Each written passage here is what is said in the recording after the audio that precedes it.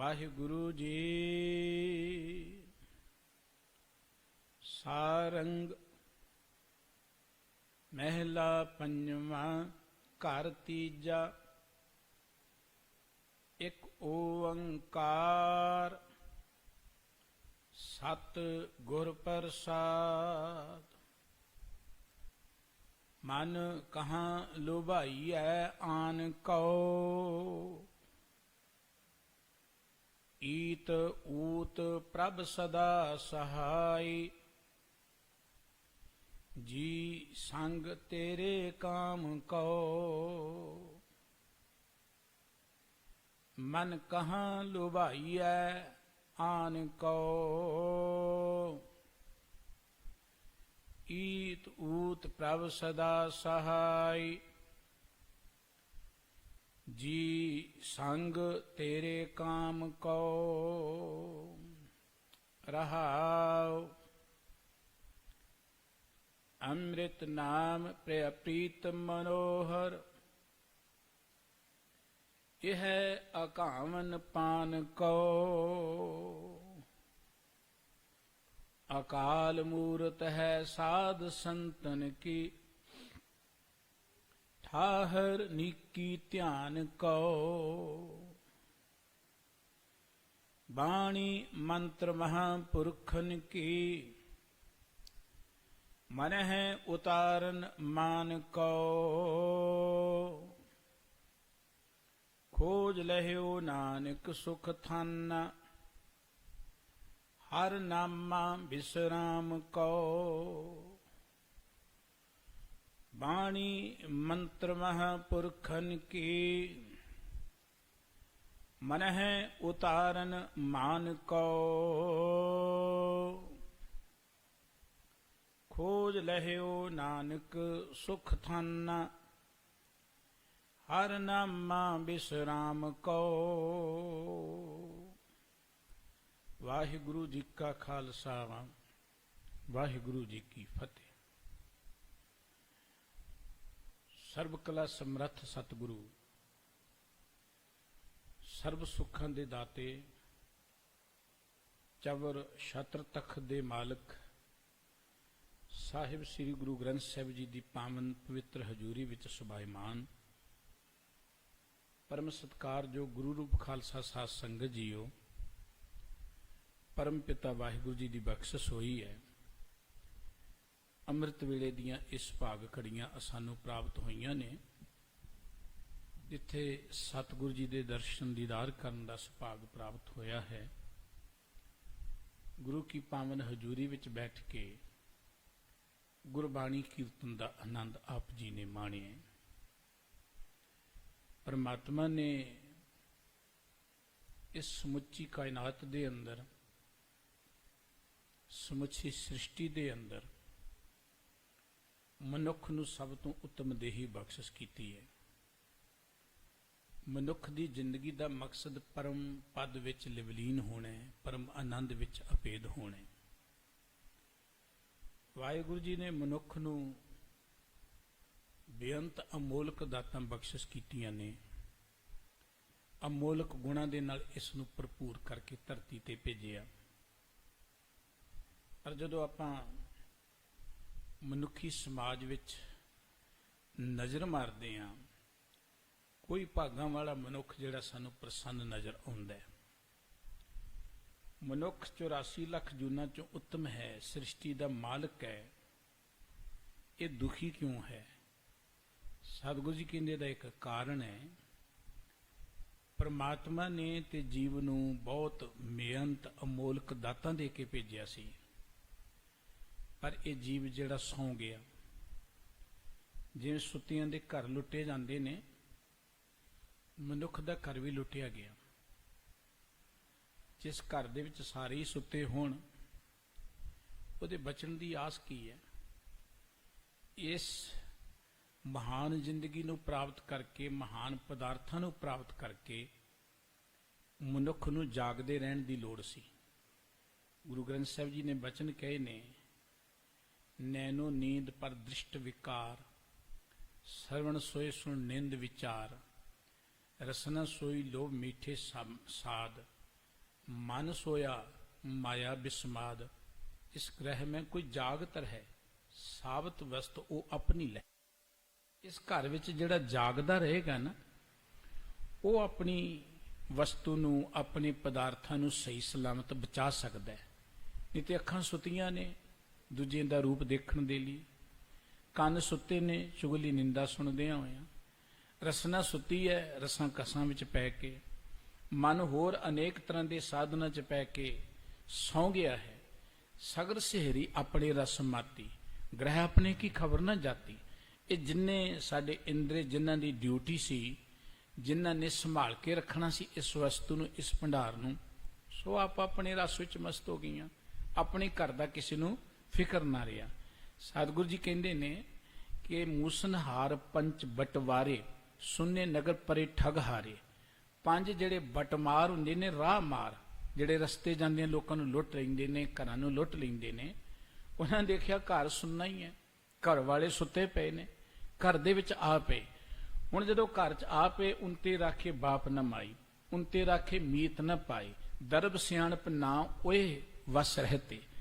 ਇਹਨਾਂ ਤੋਂ ਨਾ ਕੋਈ ਮਾਂ ਬਚਾ ਸਕਦੀ, ਨਾ ਪਿਓ ਬਚਾ ਸਕਦਾ, ਨਾ ਮਿੱਤਰ, ਨਾ ਭਰਾ, ਨਾ ਇਹ ਧਨ ਤੇ ਨਾ ਸਿਆਣਪ ਦੇ ਨਾਲ ਕਾਬੂ ਆਉਂਦੇ ਨੇ। ਇਹਨਾਂ ਨੂੰ ਕਾਬੂ ਕਰਨ ਦੀ ਇੱਕ ਜੁਗ ਦਰਸਾਈ ਸਤਿਗੁਰੂ ਜੀ ਨੇ। ਸਾਧ ਸੰਗ ਉਹ ਦੁਸ਼ਟ ਵਸ ਹੋਤੇ।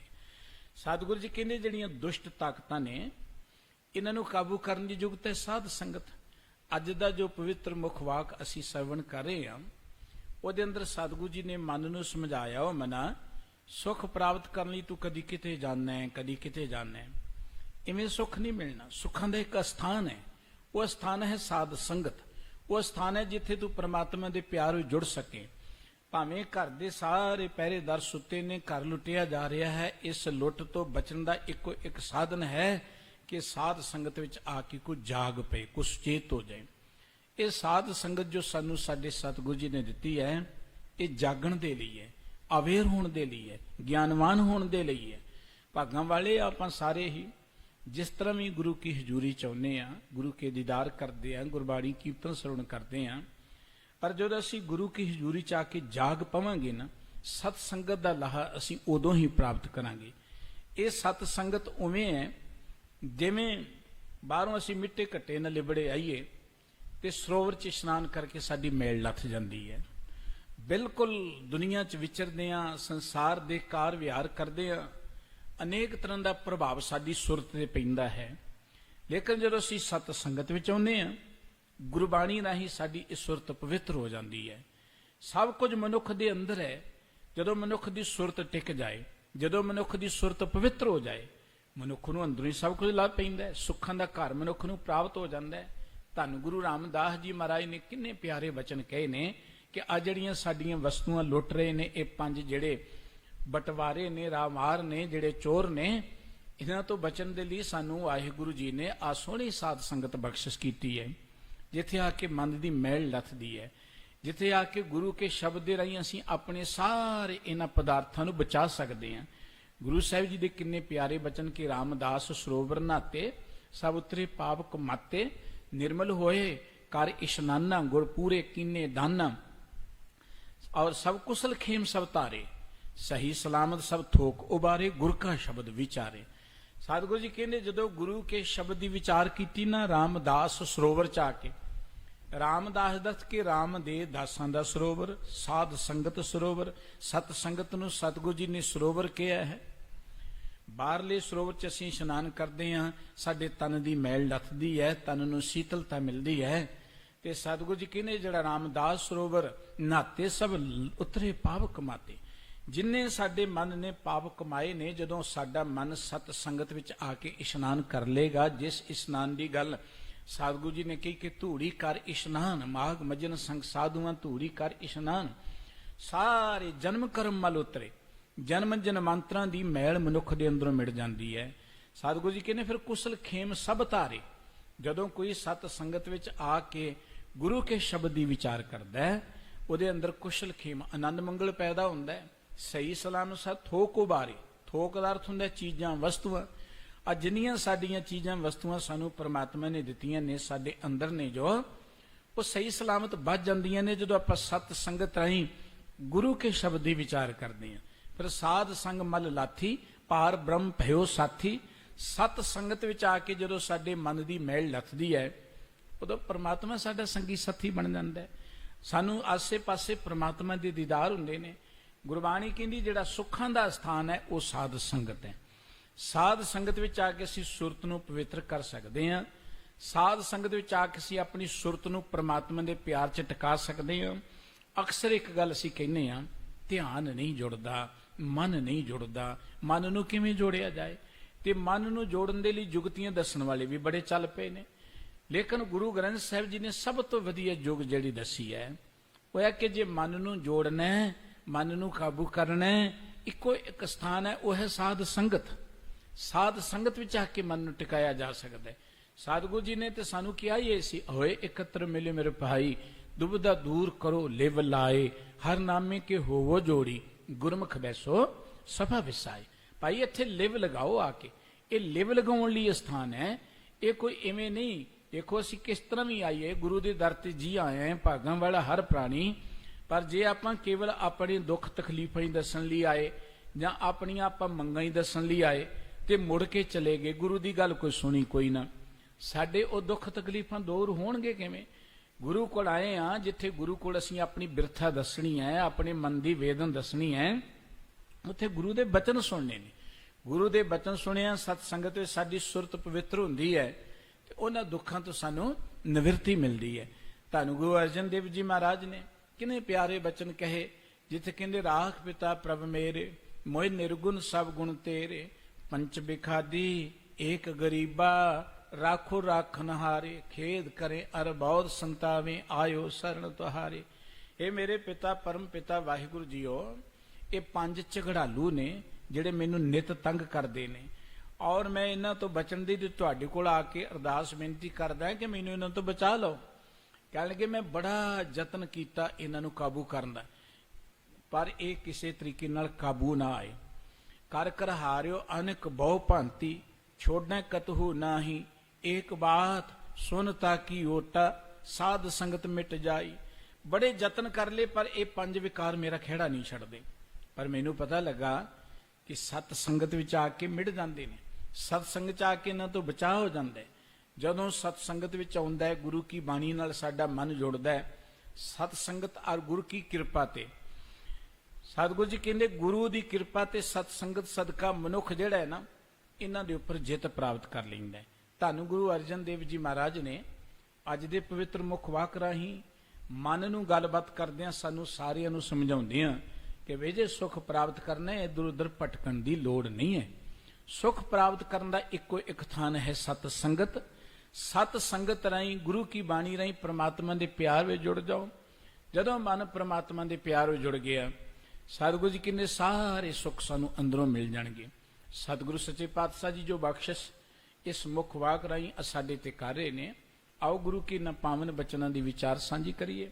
ਸਤਿਗੁਰੂ ਜੀ ਦੇ ਪਿਆਰ 'ਚ ਜੁੜਦਿਆਂ ਮਨ ਬਿਰਤੀਆਂ ਨੂੰ ਟਿਕਾਉਂਦੇ ਆ ਸਾਰੇ ਹੀ ਮੁਖ ਤੋਂ ਉਚਾਰਨ ਕਰੀਏ ਜੀ, ਸਤਨਾਮ ਵਾਹਿਗੁਰੂ ਸਾਹਿਬ ਜੀ। ਸਾਰੰਗ ਮਹਿਲਾ ਪੰਜਵਾਂ, ਘਰ ਤੀਜਾ, ਇੱਕ ਓੰਕਾਰ ਸਤਿਗੁਰ ਪ੍ਰਸਾਦ। ਸਾਰੰਗ ਰਾਗ ਵਿੱਚ ਗੁਰੂ ਅਰਜਨ ਦੇਵ ਜੀ ਮਹਾਰਾਜ ਸੱਚੇ ਪਾਤਸ਼ਾਹ ਜੀ ਦੇ ਇਹ ਪਾਵਨ ਬਚਨ ਜੋ ਤੀਸਰੇ ਘਰ ਵਿੱਚ ਸਤਿਗੁਰੂ ਜੀ ਨੇ ਗਾਉਣ ਦੀ ਹਦਾਇਤ ਕੀਤੀ ਹੈ, ਸ੍ਰੀ ਗੁਰੂ ਗ੍ਰੰਥ ਸਾਹਿਬ ਜੀ ਦੇ ਪਾਵਨ ਅੰਕ 1208 ਤੇ ਅੰਕਿਤ ਨੇ। ਗੁਰਦੇਵ ਜਦੋਂ ਵੀ ਨਵਾਂ ਕੋਈ ਸਬਜੈਕਟ ਸ਼ੁਰੂ ਕਰਦੇ ਨੇ, ਨਵੀਂ ਬਾਣੀ ਸ਼ੁਰੂ ਕਰਦੇ ਨੇ, ਨਵਾਂ ਰਾਗ ਸ਼ੁਰੂ ਕਰਦੇ ਨੇ, ਉਦੋਂ ਹੀ ਉਸ ਪਰਮ ਪਿਤਾ ਪ੍ਰਮਾਤਮਾ ਦੀ ਸਿਫਤ ਸਲਾਹ ਕਰਦੇ, ਮੰਗਲਾਚਰਨ ਉਚਾਰਨ ਕਰਦੇ ਨੇ। ਸਤਿਗੁਰੂ ਜੀ ਨੇ ਬਹੁਤ ਥਾਵਾਂ ਤੇ ਸੰਪੂਰਨ ਮੰਗਲਾਚਰਨ ਵੀ ਉਚਾਰਨ ਕੀਤਾ, ਪਰ ਕਈ ਥਾਵਾਂ ਤੇ ਸਤਿਗੁਰੂ ਜੀ ਨੇ ਸੰਖੇਪ ਵਿੱਚ ਇੱਕ ਓੰਕਾਰ ਸਤਿਗੁਰ ਪ੍ਰਸਾਦ, ਉਹ ਸਦਾ ਕਾਇਮ ਰਹਿਣ ਵਾਲਾ ਪਰਮ ਪਿਤਾ ਵਾਹਿਗੁਰੂ ਜੀ ਕੇਵਲ ਇੱਕ ਹੈ, ਨਿਰੰਤਰ ਜੀਵਾਂ ਚ ਰਮਿਆ, ਉਹ ਗੁਰੂ ਦੀ ਕਿਰਪਾ ਸਦਕਾ ਪ੍ਰਾਪਤ ਹੁੰਦਾ ਹੈ। ਮਨ ਕਹਾਂ ਲੁਭਾਈਐ ਆਨ ਕਉ, ਸਤਿਗੁਰੂ ਸੱਚੇ ਪਾਤਸ਼ਾਹ ਜੀ ਕਹਿੰਦੇ, ਉਹ ਮਨਾ ਸੁੱਖਾਂ ਦੀ ਖਾਤਰ ਇੱਧਰ ਉੱਧਰ ਲੋਭ ਦੇ ਵਸਤੂ ਕਿਉਂ ਭੱਜਾ ਫਿਰਦਾ ਹੈ? ਮਨ ਦੀ ਜਿੰਨੀ ਭਟਕਣਾ ਹੈ ਇਹ ਸੁੱਖਾਂ ਦੀ ਖਾਤਰ ਹੈ। ਸੁਖ ਕੈ ਹੇਤ ਬਹੁਤ ਦੁਖ ਪਾਵਤ, ਸੇਵ ਕਰਤ ਜਨ ਜਨ ਕੀ। द्वार है द्वार स्वान ज्यों डोलत, न सुध राम भजन की। सतगुरु जी कहते सुखां दी खातर ये मन बड़े दुख हटाउंदा है, पर इनू सोझी नहीं है कि सुख मिलना कित्थों है। देखो मनुख तीर्थां ते जांदा है, सुखां दी खातर जांदा है। मनुख जंगलां वाल नूं भजदा है, उत्थे भी सुख प्राप्त कर नहीं जांदा है कि उत्थों सुख मिल जाएगा। जे कोई जप तप करदा है ਜਾਂ ਦੁਨਿਆਵੀ ਤੌਰ ਤੇ ਕੋਈ ਕੰਮ ਕਰਦਾ ਹੈ, ਦੌੜ ਭੱਜ ਕਰਦਾ ਹੈ, ਲਾਲਸਾ ਤੇ ਸੁੱਖਾਂ ਦੀ ਖਾਤਰ ਹੀ ਹੈ ਨਾ। ਤੇ ਸਤਿਗੁਰੂ ਜੀ ਕਹਿੰਦੇ ਜਿੱਥੇ ਮਰਜ਼ੀ ਚੱਲ ਜਾਓ, ਇਹ ਵਿਕਾਰ ਤਾਂ ਉੱਥੇ ਚੰਬੜੇ ਰਹਿੰਦੇ ਨੇ। ਤੀਰਥ ਜਾਓ ਤਾਂ ਹਉ ਹਉ ਕਰਤੇ, ਪੰਡਤ ਪੁੱਛੋ ਤਾਂ ਮਾਇਆ ਰਾਤੇ। ਸੋ ਅਸਥਾਨ ਬਤਾਵੋ ਮੀਤਾ, ਜਾ ਕੇ ਹਰ ਹਰ ਕੀਰਤਨ ਨੀਤਾ। ਸਤਿਗੁਰੂ ਜੀ ਕਹਿੰਦੇ ਮੇਰੇ ਮਿੱਤਰ ਕੋਈ ਉਹ ਥਾਂ ਦੱਸ ਜਿੱਥੇ ਵਾਹਿਗੁਰੂ ਜੀ ਦੀ ਕੀਰਤੀ ਚ ਆਪਾਂ ਜੁੜ ਸਕੀਏ, ਲਿਵਲੀਨ ਹੋ ਸਕੀਏ, ਕਿਉਂਕਿ ਵਾਹਿਗੁਰੂ ਜੀ ਦੀ ਕੀਰਤੀ ਚੋਂ ਹੀ ਸੁੱਖ ਮਿਲਣਾ। ਉਹ ਸਥਾਨ ਦੱਸ ਦਿਓ, ਕਿਉਂਕਿ ਤੀਰਥਾਂ ਤੇ ਗਏ ਉੱਥੇ ਵੀ ਹੰਕਾਰ ਹੀ ਹੰਕਾਰ ਹੈ, ਔਰ ਇੱਥੇ ਬਸ ਨਹੀਂ ਹੈ। ਵੱਡੇ ਵੱਡੇ ਵਿਦਵਾਨਾਂ ਕੋਲ ਬੈਠੇ ਉਹ ਵੀ ਹੋਂ ਹੋਂ ਹੀ ਕਰੀ ਚਲੇ ਜਾਂਦੇ ਨੇ, ਹੰਕਾਰ ਤੋਂ ਮੁਕਤ ਨਹੀਂ ਹੋ ਸਕੇ। ਜਿੱਧਰ ਵੀ ਚਲੇ ਜਾਈਏ ਹਰ ਥਾਂ ਤੇ ਇਹਨਾਂ ਨੇ ਡੇਰਾ ਲਗਾਇਆ ਹੋਇਆ ਤੇ ਕਹਿਣ ਲੱਗੇ ਕਿ ਇੱਕੋ ਇੱਕ ਸਥਾਨ ਹੈ, ਉਹ ਹੈ ਸਾਧ ਸੰਗਤ। ਸਾਧ ਸੰਗਤ ਵਿੱਚ ਆ ਕੇ ਮਨੁੱਖ ਜਿਹੜਾ ਹੈ ਨਾ ਇਹ ਭਉ ਸਾਗਰ ਨੂੰ ਪਾਰ ਕਰ ਸਕਦਾ ਹੈ। ਤੇ ਸਤਿਗੁਰੂ ਜੀ ਕਹਿੰਦੇ ਮਨ ਤੂੰ ਐਵੇਂ ਸੁੱਖਾਂ ਦੇ ਲੋਭ ਦੀ ਖਾਤਰ ਇੱਧਰ ਉੱਧਰ ਕਿਉਂ ਭੱਜਾ ਫਿਰਦਾ, ਕਦੀ ਕਿਸੇ ਦਾ ਆਸਰਾ ਲੈਣਾ, ਕਦੀ ਕਿਸੇ ਦਾ ਆਸਰਾ ਲੈਣਾ। ਈਤ ਊਤ ਪ੍ਰਭ ਸਦਾ ਸਹਾਈ, ਜੀ ਸੰਗ ਤੇਰੇ ਕਾਮ ਕਉ। ਜੋ ਕੁਝ ਵੀ ਅਸੀਂ ਕਰਦੇ ਸੁੱਖਾਂ ਦੀ ਖਾਤਰ ਕਰਦੇ ਹਾਂ। ਅਸੀਂ ਸੋਚਦੇ ਧਨ ਰਾਹੀਂ ਸੁੱਖ ਮਿਲੇਗਾ, ਧਨ ਕਮਾ ਲੈਂਦੇ ਬੰਦੇ ਬਹੁਤ, ਕੋਈ ਜਾਇਜ਼ ਕੋਈ ਨਜਾਇਜ਼ ਤਰੀਕੇ ਨਾਲ ਬਹੁਤ ਧਨ ਕਮਾ ਰਿਹਾ ਹੈ। ਅਸੀਂ ਸੋਚਦੇ ਕਿ ਰੁਤਬੇ ਹੋਣਗੇ ਫਿਰ ਸੁੱਖ ਮਿਲੇਗਾ। ਰੁਤਬਿਆਂ ਦੀ ਖਾਤਰ ਮਨੁੱਖ ਆਪਣੀ ਜ਼ਮੀਰ ਨੂੰ ਮਾਰ ਵੀ ਲੈਂਦਾ, ਫਿਰ ਵੀ ਰੁਤਬਿਆਂ ਤੇ ਪਹੁੰਚ ਜਾਂਦਾ ਹੈ। ਦੁਨੀਆ ਜੋ ਮਰਜ਼ੀ ਕਹੀ ਜਾਏ ਪਹੁੰਚ ਜਾਂਦਾ ਹੈ ਰੁਤਬਿਆਂ ਤੇ, ਸੁੱਖ ਫਿਰ ਨਹੀਂ ਮਿਲਦਾ। ਹਰ ਸਾਧਨ ਮਨੁੱਖ ਕਰਦਾ, ਸੁੱਖ ਨਹੀਂ ਮਿਲਦਾ। ਸਤਿਗੁਰੂ ਜੀ ਕਹਿੰਦੇ ਤੂੰ ਇੱਧਰ ਜਿਹੜਾ ਭੱਜ ਰਿਹਾ ਹੈ ਨਾ, ਦੇਖ ਤੇਰੀ ਜ਼ਿੰਦਗੀ ਦੇ ਅੰਦਰ ਹਰ ਥਾਂ ਤੇ ਤੈਨੂੰ ਸੁੱਖ ਦੇਣ ਵਾਲਾ ਇੱਥੇ ਉੱਥੇ ਤੇਰਾ ਰਖਵਾਲਾ ਕੇਵਲ ਪਰਮਾਤਮਾ ਹੈ। ਈਤ ਊਤ ਪ੍ਰਭ ਸਦਾ ਸਹਾਈ, ਇੱਥੇ ਉੱਥੇ ਹਰ ਥਾਂ ਤੇ ਹਰ ਵੇਲੇ ਪਰਮਾਤਮਾ ਹੀ ਮਦਦਗਾਰ ਹੈ। ਜੀ ਸੰਗ ਤੇਰੇ ਕਾਮ ਕਉ, ਪਰਮਾਤਮਾ ਨੇ ਤੇਰੇ ਜੀ ਦੇ ਸਾਥੀ ਬਣਨੇ। ਧਨ ਸਾਡੇ ਜੀ ਦਾ ਸਾਥੀ ਨਹੀਂ ਬਣ ਸਕਦਾ, ਕੋਈ ਰਿਸ਼ਤੇਦਾਰ ਸਾਡੇ ਜੀ ਦਾ ਸੰਗੀ ਸਾਥੀ ਨਹੀਂ ਬਣ ਸਕਦਾ, ਕੋਈ ਰੁਤਬਾ ਸਾਡੇ ਜੀ ਦਾ ਸੰਗੀ ਸਾਥੀ ਨਹੀਂ ਬਣ ਸਕਦਾ। ਸਾਡੇ ਜੀ ਦਾ ਰਖਵਾਲਾ ਕੇਵਲ ਇੱਕ ਪਰਮਾਤਮਾ ਹੈ। ਗੁਰਬਾਣੀ ਵਿੱਚ ਸਤਿਗੁਰੂ ਜੀ ਨੇ ਇੱਕ ਥਾਂ ਤੇ ਬਚਨ ਕਹੇ ਕਿ ਜੀ ਕੀ ਏਕੈ ਹੀ ਪੈਮਾਨੀ, ਅਵਰ ਯਤਨ ਕਰ ਰਹੇ ਬਹੁ ਤੇਰੇ, ਤਿੰਨ ਤਿਲ ਨਹੀਂ ਕੀਮਤ ਜਾਨੀ। ਇਹ ਜੀ ਆਤਮਾ ਦੀ ਜਿਹੜੀ ਫਰਿਆਦ ਹੈ ਜਾਂ ਦੁੱਖਾਂ ਤੋਂ ਮੁਕਤੀ ਦੇ ਲਈ ਜਿਹੜੀ ਪੁਕਾਰ ਹੈ ਨਾ, ਉਹ ਕੇਵਲ ਇੱਕ ਪਰਮਾਤਮਾ ਦੇ ਕੋਲ ਹੀ ਸੁਣੀ ਜਾਣੀ ਹੈ। ਭਾਵ ਉੱਥੋਂ ਹੀ ਦੁੱਖ ਦੂਰ ਹੋਣੇ ਨੇ, ਉੱਥੋਂ ਹੀ ਸੁੱਖ ਮਿਲਣੇ ਨੇ। ਪਰਮਾਤਮਾ ਦੇ ਦਰ ਨੂੰ ਛੱਡ ਕੇ ਬੜੇ ਯਤਨ ਕਰਦੇ ਨੇ ਲੋਕ, ਪਰ ਉਹਨਾਂ ਯਤਨਾਂ ਦੀ ਤਿਲ ਜਿੰਨੀ ਕੋਈ ਕੀਮਤ ਨਹੀਂ ਬਣਦੀ, ਤਿਲ ਜਿੰਨਾ ਸੁੱਖ ਨਹੀਂ ਮਿਲਦਾ। ਸਤਿਗੁਰੂ ਜੀ ਕਹਿੰਦੇ ਮਨਾ ਤੂੰ ਇੱਧਰ ਉੱਧਰ ਕਿਉਂ ਭੱਜਾ ਫਿਰਦਾ? ਕੇਵਲ ਪਰਮਾਤਮਾ ਹੈ ਜਿਹੜਾ ਤੇਰਾ ਸਦਾ ਸੰਗੀ ਸਾਥੀ ਬਣ ਸਕਦਾ ਹੈ, ਜਿਹੜਾ ਤੇਰੇ ਜੀ ਦੇ ਕੰਮ ਆ ਸਕਦਾ ਹੈ। ਗੁਰਬਾਣੀ ਚ ਸਤਿਗੁਰੂ ਜੀ ਦੇ ਬਚਨ ਕਿ ਅਵਰ ਕਾਜ ਤੇਰੇ ਕਿਤੇ ਨਾ ਕਾਮ, ਮਿਲ ਸਾਧ ਸੰਗਤ ਭਜ ਕੇਵਲ ਨਾਮ। ਬੰਦਿਆ ਹੋਰ ਜਿੰਨੇ ਕੰਮ ਤੂੰ ਕਰਦਾ ਹੈ ਉਹਨਾਂ ਨੇ ਤੇਰੀਆਂ ਦੁਨਿਆਵੀ ਸੰਸਾਰਕ ਲੋੜਾਂ ਤਾਂ ਪੂਰੀਆਂ ਹੋ ਸਕਦੀਆਂ ਨੇ, ਤੈਨੂੰ ਸਰੀਰਕ ਸੁੱਖ ਤਾਂ ਉਹਨਾਂ ਚੋਂ ਕੁਝ ਮਿਲ ਸਕਦਾ ਹੈ, ਤੇਰੀ ਸਹੂਲਤਾਂ ਉਹ ਬਣ ਸਕਦੇ ਨੇ। ਪਰ ਜੇ ਤੂੰ ਕਹੇ ਕਿ ਤੈਨੂੰ ਮਨ ਦਾ ਸੁੱਖ ਮਿਲ ਜਾਏ, ਮਨ ਦਾ ਆਨੰਦ ਮਿਲ ਜਾਏ, ਮਨ ਦੀ ਭਟਕਣਾ ਮੁੱਕ ਜਾਏ, ਸਤਿਗੁਰੂ ਜੀ ਕਹਿੰਦੇ ਅਵਰ ਕਾਜ ਤੇਰੇ ਕਿਤੇ ਨਾ ਕਾਮ। ਪਰਮਾਤਮਾ ਦੇ ਸਿਮਰਨ ਤੋਂ ਬਿਨਾਂ ਹੋਰ ਜਿੰਨੇ ਕੰਮ ਨੇ ਉਹ ਤੇਰੇ ਜੀ ਦੇ ਕਿਸੇ ਕੰਮ ਨਹੀਂ ਆਉਣੇ, ਉਹ ਜੀ ਦਾ ਸਾਥ ਨਹੀਂ ਦੇਣਗੇ। ਜੀ ਦਾ ਸਾਥ ਹੋਰ ਨਾ ਪਦਾਰਥਾਂ ਨੇ ਤਾਂ ਕੀ ਦੇਣਾ ਹੈ, ਮਨੁੱਖਾਂ ਨੇ ਤਾਂ ਕੀ ਦੇਣਾ ਹੈ। ਜੀ ਦਾ ਸਾਥ ਸਾਡਾ ਸਰੀਰ ਵੀ ਨਹੀਂ ਦਿੰਦਾ। ਸਰੀਰ ਇੱਕ ਸਾਧਨ ਮਿਲਿਆ ਸੀ, ਇਹਦੇ 'ਚ ਬੈਠ ਕੇ ਅਸੀਂ ਆਪਣੇ ਜੀ ਦੇ ਜੀਵਨ ਨੂੰ ਮਾਣ ਸਕੀਏ, ਸਵਾਰ ਸਕੀਏ। ਲੇਕਿਨ ਮਨੁੱਖ ਨੇ ਸਰੀਰ ਨੂੰ ਹੀ ਸਭ ਕੁਝ ਸਮਝ ਲਿਆ, ਸਰੀਰ ਦੀ ਸੰਭਾਲ 'ਚ ਹੀ ਲੱਗ ਗਿਆ, ਆਪਣੇ ਇਹਨਾਂ ਗਿਆਨ ਕਰਮ ਇੰਦਰੀਆਂ ਦੇ ਅਧੀਨ ਹੋ ਕੇ ਚੱਲਣਾ ਸ਼ੁਰੂ ਹੋ ਗਿਆ। ਤੇ ਸਤਿਗੁਰੂ ਸਾਹਿਬ ਜੀ ਕਹਿੰਦੇ ਭਲਿਆ ਤੂੰ ਫਿਰ ਕਹਿੰਦਾ ਮੇਰਾ ਘਰ ਮੇਰਾ ਹੈ, ਮੇਰਾ ਪਰਿਵਾਰ ਮੇਰਾ ਹੈ, ਮੇਰਾ ਧਨ ਦੌਲਤ ਹੈ, ਮੇਰਾ ਰੁਤਬਾ ਹੈ। ਸਤਿਗੁਰੂ ਜੀ ਕਹਿੰਦੇ ਤੇਰਾ ਤੇ ਸਰੀਰ ਵੀ ਤੇਰਾ ਨਹੀਂ ਹੈ, ਤੂੰ ਤੇ ਸੁੱਤਾ ਪਿਆ ਇਹ ਗੱਲਾਂ ਕਰਦਾ, ਸੁੱਤਾ ਪਿਆ। ਜਾਗ ਲਿਓ ਰੇ ਮਨ ਜਾਗ ਲਿਓ, ਕਹਾਂ ਗਾਫਲ ਸੋਇਆ, ਜੋ ਤਨ ਉਪਜਿਆ ਸੰਗ ਹੀ ਸੋ ਪੀ ਸੰਗ ਨਾ ਹੋਇਆ। ਉਹ ਭਲਿਆ ਜਾਗ, ਤੂੰ ਤੇ ਗਫਲਤ ਦੀ ਨੀਂਦ ਸੁੱਤਾ ਪਿਆ, ਸੁੱਤਾ ਰਹੇਗਾ ਤੇ ਲੁੱਟਿਆ ਜਾਏਗਾ। ਇਹ ਗੱਲ ਚੇਤੇ ਰੱਖ, ਤੂੰ ਸੁੱਤਿਆ ਹੋਇਆ ਕਹਿ ਰਿਹਾ ਘਰ ਮੇਰਾ ਹੈ, ਪਰਿਵਾਰ ਮੇਰਾ, ਧਨ ਦੌਲਤ ਮੇਰੀ ਹੈ। ਉਹ ਭਲਿਆ ਜਿਹੜਾ ਸਰੀਰ ਤੇਰੇ ਨਾਲ ਆਇਆ ਸੀ, ਤੇਰਾ ਤੇ ਸਰੀਰ ਵੀ ਤੇਰਾ ਨਹੀਂ ਹੈ, ਸਰੀਰ ਨੇ ਵੀ ਸਾਥ ਨਹੀਂ ਦੇਣਾ। ਇਸ ਕਰਕੇ ਚੇਤੇ ਰੱਖ ਕਿ ਜੀ ਸੰਗ ਤੇਰੇ ਕਾਮ ਕੋ, ਤੇਰੇ ਜੀ ਦੇ ਸੰਗ ਸਾਥ ਨਿਭਣ ਵਾਲਾ, ਤੇਰੇ ਕੰਮ ਆਉਣ ਵਾਲਾ ਕੇਵਲ ਤਾਂ ਕੇਵਲ ਇੱਕ ਪਰਮਾਤਮਾ ਦਾ ਨਾਮ ਹੈ। ਹੋਰ ਤੂੰ ਕਿਹੜੇ ਪਾਸੇ ਭੱਜਾ ਫਿਰਦਾ ਹੈ, ਹੋਰ ਤੂੰ ਕਿੱਧਰ ਧਿਆਨ ਦੇ ਰਿਹਾ ਹੈ। ਸਤਿਗੁਰੂ ਜੀ ਨੇ ਬਚਨ ਕੇ ਰਹਾਉ, ਅੰਮ੍ਰਿਤ ਨਾਮ ਪ੍ਰੇ ਪ੍ਰੀਤ ਮਨੋਹਰ, ਇਹ ਅਗਾਮਨ ਪਾਨ ਕੋ। ਮਨੁੱਖ ਬੜੇ ਜ਼ਿੰਦਗੀ ਦੇ ਅੰਦਰ ਰਸ ਮਾਣਦਾ, ਕਿਉਂਕਿ ਮਨੁੱਖ ਦੇ ਅੰਦਰ ਇੱਕ ਭੁੱਖ ਹੈ, ਮਨੁੱਖ ਦੇ ਅੰਦਰ ਇੱਕ ਖਲਾ ਹੈ, ਵਹਿਕਮ ਹੈ, ਉਹ ਇਸ ਨੂੰ ਟਿਕਣ ਨਹੀਂ ਦਿੰਦਾ। ਉਹਦੇ ਕਰਕੇ ਮਨੁੱਖ ਬੇਚੈਨ ਹੈ। ਉਸ ਬੇਚੈਨੀ ਨੂੰ ਦੂਰ ਕਰਨ ਲਈ ਇਹ ਸੋਚਦਾ ਹੈ ਕਿ ਦੁਨੀਆ ਦੇ ਰਸ ਖਸ ਖਾਦਿਆਂ ਸ਼ਾਇਦ ਮਨ ਨੂੰ ਕੋਈ ਸਕੂਨ ਮਿਲੇਗਾ। ਥੋੜ੍ਹਾ ਜਿਹਾ ਰਸ ਮਿਲਦਾ ਫਿਰ ਉਦੋਂ ਹੀ ਭਟਕਣਾ ਸ਼ੁਰੂ ਹੋ ਜਾਂਦੀ ਹੈ। ਇਹ ਸੋਚਦਾ ਕਿ ਦੁਨੀਆ ਦੇ ਰੁਤਬਿਆਂ ਰਾਹੀਂ, ਪਦਾਰਥਾਂ ਦਾ ਨਹੀਂ ਕੋਈ ਮਨ ਨੂੰ ਸੁੱਖ ਮਿਲ ਜਾਏਗਾ, ਸਕੂਨ ਮਿਲੇਗਾ। ਥੋੜਾ ਜਿਹਾ ਅਲਪ ਸੁੱਖ ਮਿਲਦਾ ਹੈ, ਫਿਰ ਭਟਕਣਾ ਸ਼ੁਰੂ ਹੋ ਜਾਂਦੀ ਹੈ। ਸਤਿਗੁਰੂ ਸਾਹਿਬ ਜੀ ਕਹਿੰਦੇ ਬੰਦਿਆ ਤੇਰੀ ਇਹ ਤ੍ਰਿਪਤੀ ਜਿਹੜੀ ਹੈ ਨਾ, ਅੰਦਰ ਦੀ ਜਿਹੜੀ ਭੁੱਖ ਹੈ, ਇਹਨਾਂ ਪਦਾਰਥਾਂ ਨਾਲ ਹੀ ਨਹੀਂ ਮਿਟਣੀ। ਤੂੰ ਜਿੰਨੇ ਮਰਜੀ ਮਾਣ ਕੇ ਦੇਖ ਲਾ। ਧੰਨ ਗੁਰੂ ਗ੍ਰੰਥ ਸਾਹਿਬ ਜੀ ਦਾ ਬਚਨ ਕਿ ਆਨ ਰਸਾ ਜੇਤੇ ਤੈਂ ਚਾਖੇ, ਨਿਮਖ ਨ ਤ੍ਰਿਸ਼ਨ ਤੇਰੀ ਲੱਥ ਹੈ, ਹਰ ਰਸ ਕਾ ਤੂੰ ਚਾਖੇ ਸਾਧ, ਚਾਖਤ ਹੋਏ ਰਹੇ ਬਿਸਮਾਦ। ਬੰਦਿਆ ਬੜੇ ਰਸ ਚੱਖ ਚੱਖ ਕੇ ਤੂੰ ਦੇਖ ਲੈ ਨੇ, ਪਰ ਤੇਰੀ ਰਤਾ ਜਿੰਨੀ ਕੋਈ ਤ੍ਰਿਪਤੀ ਤਾਂ ਹੋਈ ਨਹੀਂ ਹੈ, ਤੇਰੀ ਭਟਕਣਾ ਤੇ ਮੁੱਕੀ ਨਹੀਂ ਹੈ। ਤੂੰ ਕਦੀ ਨਾਮ ਰਸ ਨੂੰ ਵੀ ਚੱਖ ਕੇ ਦੇਖ, ਜੇ ਤੂੰ ਮਾੜਾ ਜਿਹਾ ਚੱਖ ਲਏਗਾ ਨਾ, ਚੱਖ ਲਏਗਾ। ਜਦੋਂ ਅਸੀਂ ਮਾੜਾ ਜਿਹਾ ਰਸ ਚੱਖ ਲਾਂਗੇ ਫਿਰ ਬਿਸਮਾਦ ਵਿੱਚ ਚਲੇ ਜਾਵਾਂਗੇ। ਨਾਮ ਮੁਖ ਤੋਂ ਬੋਲਦੇ ਆ, ਭਾਗਾਂ ਵਾਲੇ ਆ, ਕੰਨਾਂ ਨਾਲ ਸੁਣਦੇ ਵੀ ਆ, ਭਾਈ ਵਾਹਿਗੁਰੂ ਜੀ ਦੀ ਇਹ ਬਖਸ਼ਿਸ਼ ਹੈ, ਪਰ ਅਸੀਂ ਚੱਖਿਆ ਨਹੀਂ ਅਜੇ। ਜਦੋਂ ਸਾਡੀ ਸੁਰਤ ਸਪਰਸ਼ ਕਰੇਗੀ ਸ਼ਬਦ ਦੇ ਨਾਲ, ਚੱਖਣਾ ਉਹ ਹੁੰਦਾ ਹੈ ਜਦੋਂ ਸਾਡੀ ਸੁਰਤ ਸ਼ਬਦ ਵਿੱਚ ਲਿਵਲੀਨ ਹੋ ਜਾਏ। ਇਸ ਕਰਕੇ ਸਾਡੇ ਤਾਂ ਇਵੇਂ ਹੈ ਸਾਰੇ ਇਹ ਪ੍ਰਬੰਧ, ਜਿਵੇਂ ਵਾਇਰਿੰਗ ਕਰ ਦਿੱਤੀ ਹੈ, ਬਿਜਲੀ ਲੈ ਲਈ ਹੈ, ਸਭ ਕੁਝ ਬਿਜਲੀ ਦੇ ਸਾਧਨ ਜਿਹੜੇ ਨੇ, ਪੱਖੇ ਆਦਿਕ, ਬਲਬ ਆਦਿਕ, ਲਾਈਟਾਂ ਆਦਿਕ ਲਗਾ ਦਿੱਤੀਆਂ ਨੇ, ਪਰ ਸੁੱਚ ਆਨ ਹੀ ਨਹੀਂ ਕੀਤਾ।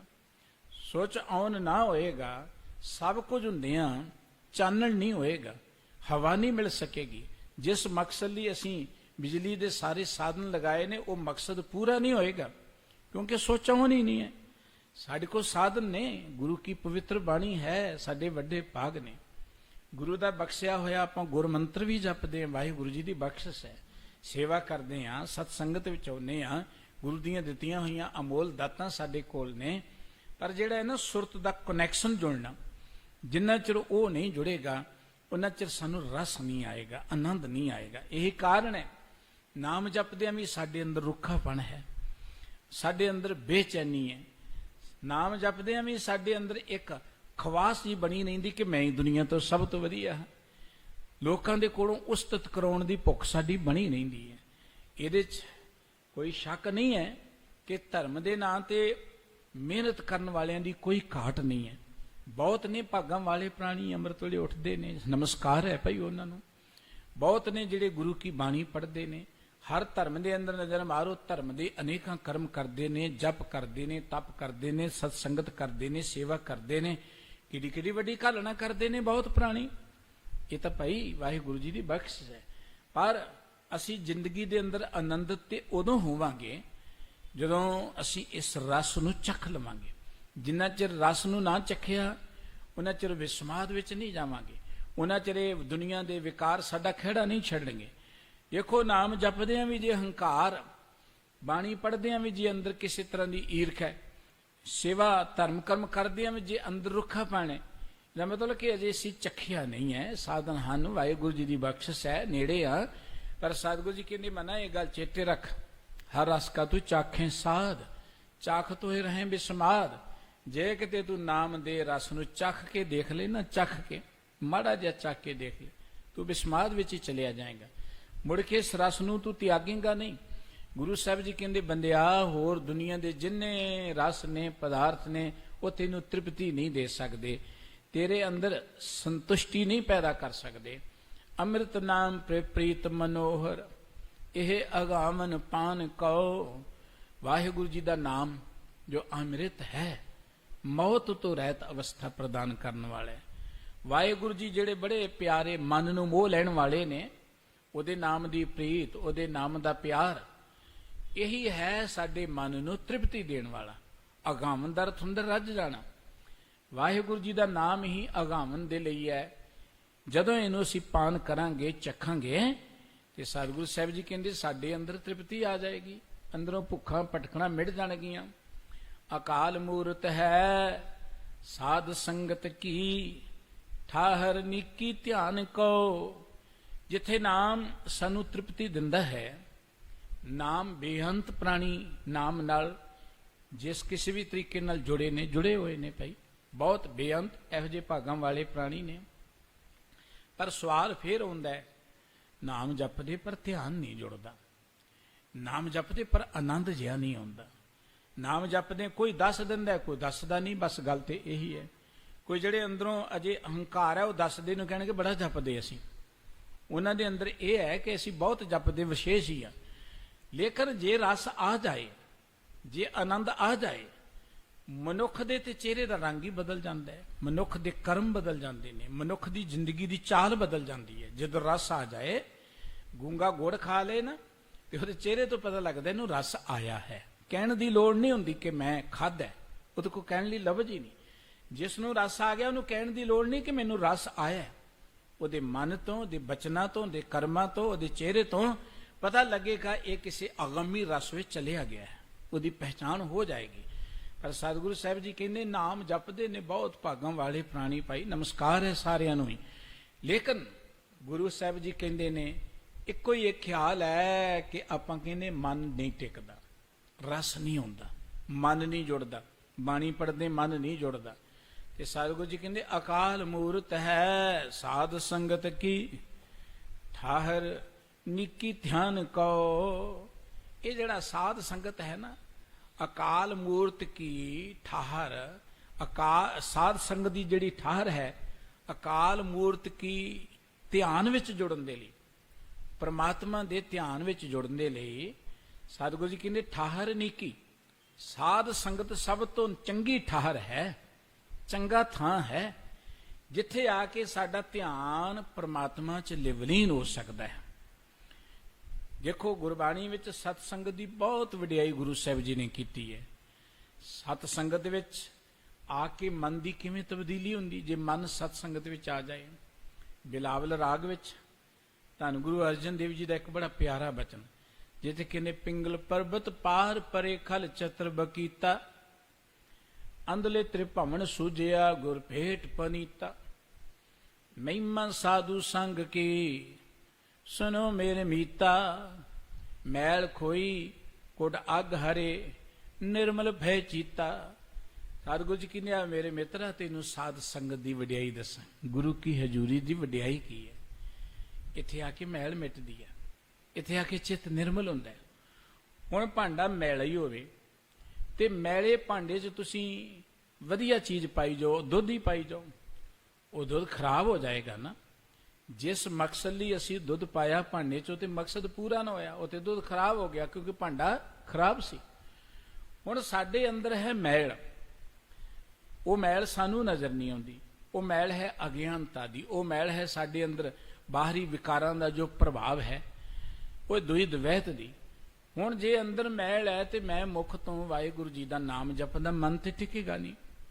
ਭਾਈ ਗੁਰਦਾਸ ਜੀ ਨੇ ਆਪਣੀ ਰਚਨਾ ਅੰਦਰ ਇੱਕ ਬੜਾ ਪਿਆਰਾ ਬਚਨ, ਸੋਹਣੀਆਂ ਉਦਾਹਰਣਾਂ ਦੇ ਕੇ ਕਿਹਾ ਕਿ ਸਾਡਾ ਮਨ ਕਿਉਂ ਨਹੀਂ ਟਿਕਦਾ। ਕਹਿੰਦੇ ਕਿ ਬਿਲਕੁਲ ਏਦਾਂ ਜਿਵੇਂ ਹਵਾ ਚੱਲੇ ਤੇ ਪਤੰਗ ਜਿਹੜੀ ਉੱਡਦੀ ਹੈ, ਨਾ ਚੱਲੇ ਤੇ ਬਿਲਕੁਲ ਨਹੀਂ ਉੱਡਦੀ। ਪਵਨ ਗਮਨ ਜੈਸੇ ਗੁੱਡੀਆ ਉੱਡਤ ਰਹਿ, ਪਵਨ ਰਹਿਤ ਗੁੱਡੀ ਉੱਡ ਨਾ ਸਕਤ ਹੈ। ਜਿਵੇਂ ਹਵਾ ਚੱਲਣ ਵਾਲੀ ਪਤੰਗ ਉੱਡਦੀ ਹੈ, ਹਵਾ ਨਾ ਚੱਲੇ ਫਿਰ ਨਹੀਂ ਉੱਡ ਸਕਦੀ, ਡਿੱਗ ਜਾਂਦੀ ਹੈ। ਫਿਰ ਆਪਾਂ ਉਡੀਕ ਥੋੜੀ ਜਿਹੀ ਹਵਾ ਚੱਲੇ ਨਾ, ਫਿਰ ਪਤੰਗ ਉੱਡੇਗੀ। ਕਹਿਣਗੇ ਰੱਸੀ ਕੀ ਮਰੋੜ ਜੈਸੇ ਲੱਟੂਆ ਫਿਰ ਤਰ੍ਹਾਂ ਹੈ ਤਾਊ ਹਾਓ ਮਿੱਟੇ ਗਿਰ ਪਰੇ ਹੋਵੇ ਥਕਤ ਗਏ। ਬੱਚਿਆਂ ਦੀ ਖੇਡ ਹੁੰਦੀ ਹੈ ਕਲਾਟੂ, ਉਹਨੂੰ ਰੱਸੀ ਬੱਧੀ ਹੁੰਦੀ ਹੈ, ਰੱਸੀ ਨੂੰ ਵੱਟ ਚਾੜਿਆ ਜਾਂਦਾ, ਮਰੋੜ ਚਾੜਿਆ ਜਾਂਦਾ, ਉਹ ਲਾਟੂ ਘੁੰਮਦਾ ਉਸ ਵੱਟ ਦੇ ਅਸਰ ਸਦਕਾ। ਜਿੰਨਾ ਚਿਰ ਉਹਦਾ ਅਸਰ ਹੈ ਵੱਟ ਦਾ, ਉਹਨਾਂ ਚਿਰ ਹੀ ਘੁੰਮਦਾ। ਜਦੋਂ ਵੱਟ ਦਾ ਅਸਰ ਲੱਥ ਗਿਆ ਉਦੋਂ ਟਿਕ ਜਾਂਦਾ ਹੈ। ਕਹਿਣਗੇ ਬਿਲਕੁਲ ਇਸ ਤਰ੍ਹਾਂ ਜਿਵੇਂ ਕੰਚਨ ਅਸ਼ੁੱਧ ਜਿਉ ਕੁਠਾਰੀ ਠਹਿ ਰਾਤ ਨਾਹੀ ਸ਼ੁੱਧ ਪਏ ਨਿਚਲ ਛੱਬ ਕੇ ਸ਼ਕਤ ਹੈ।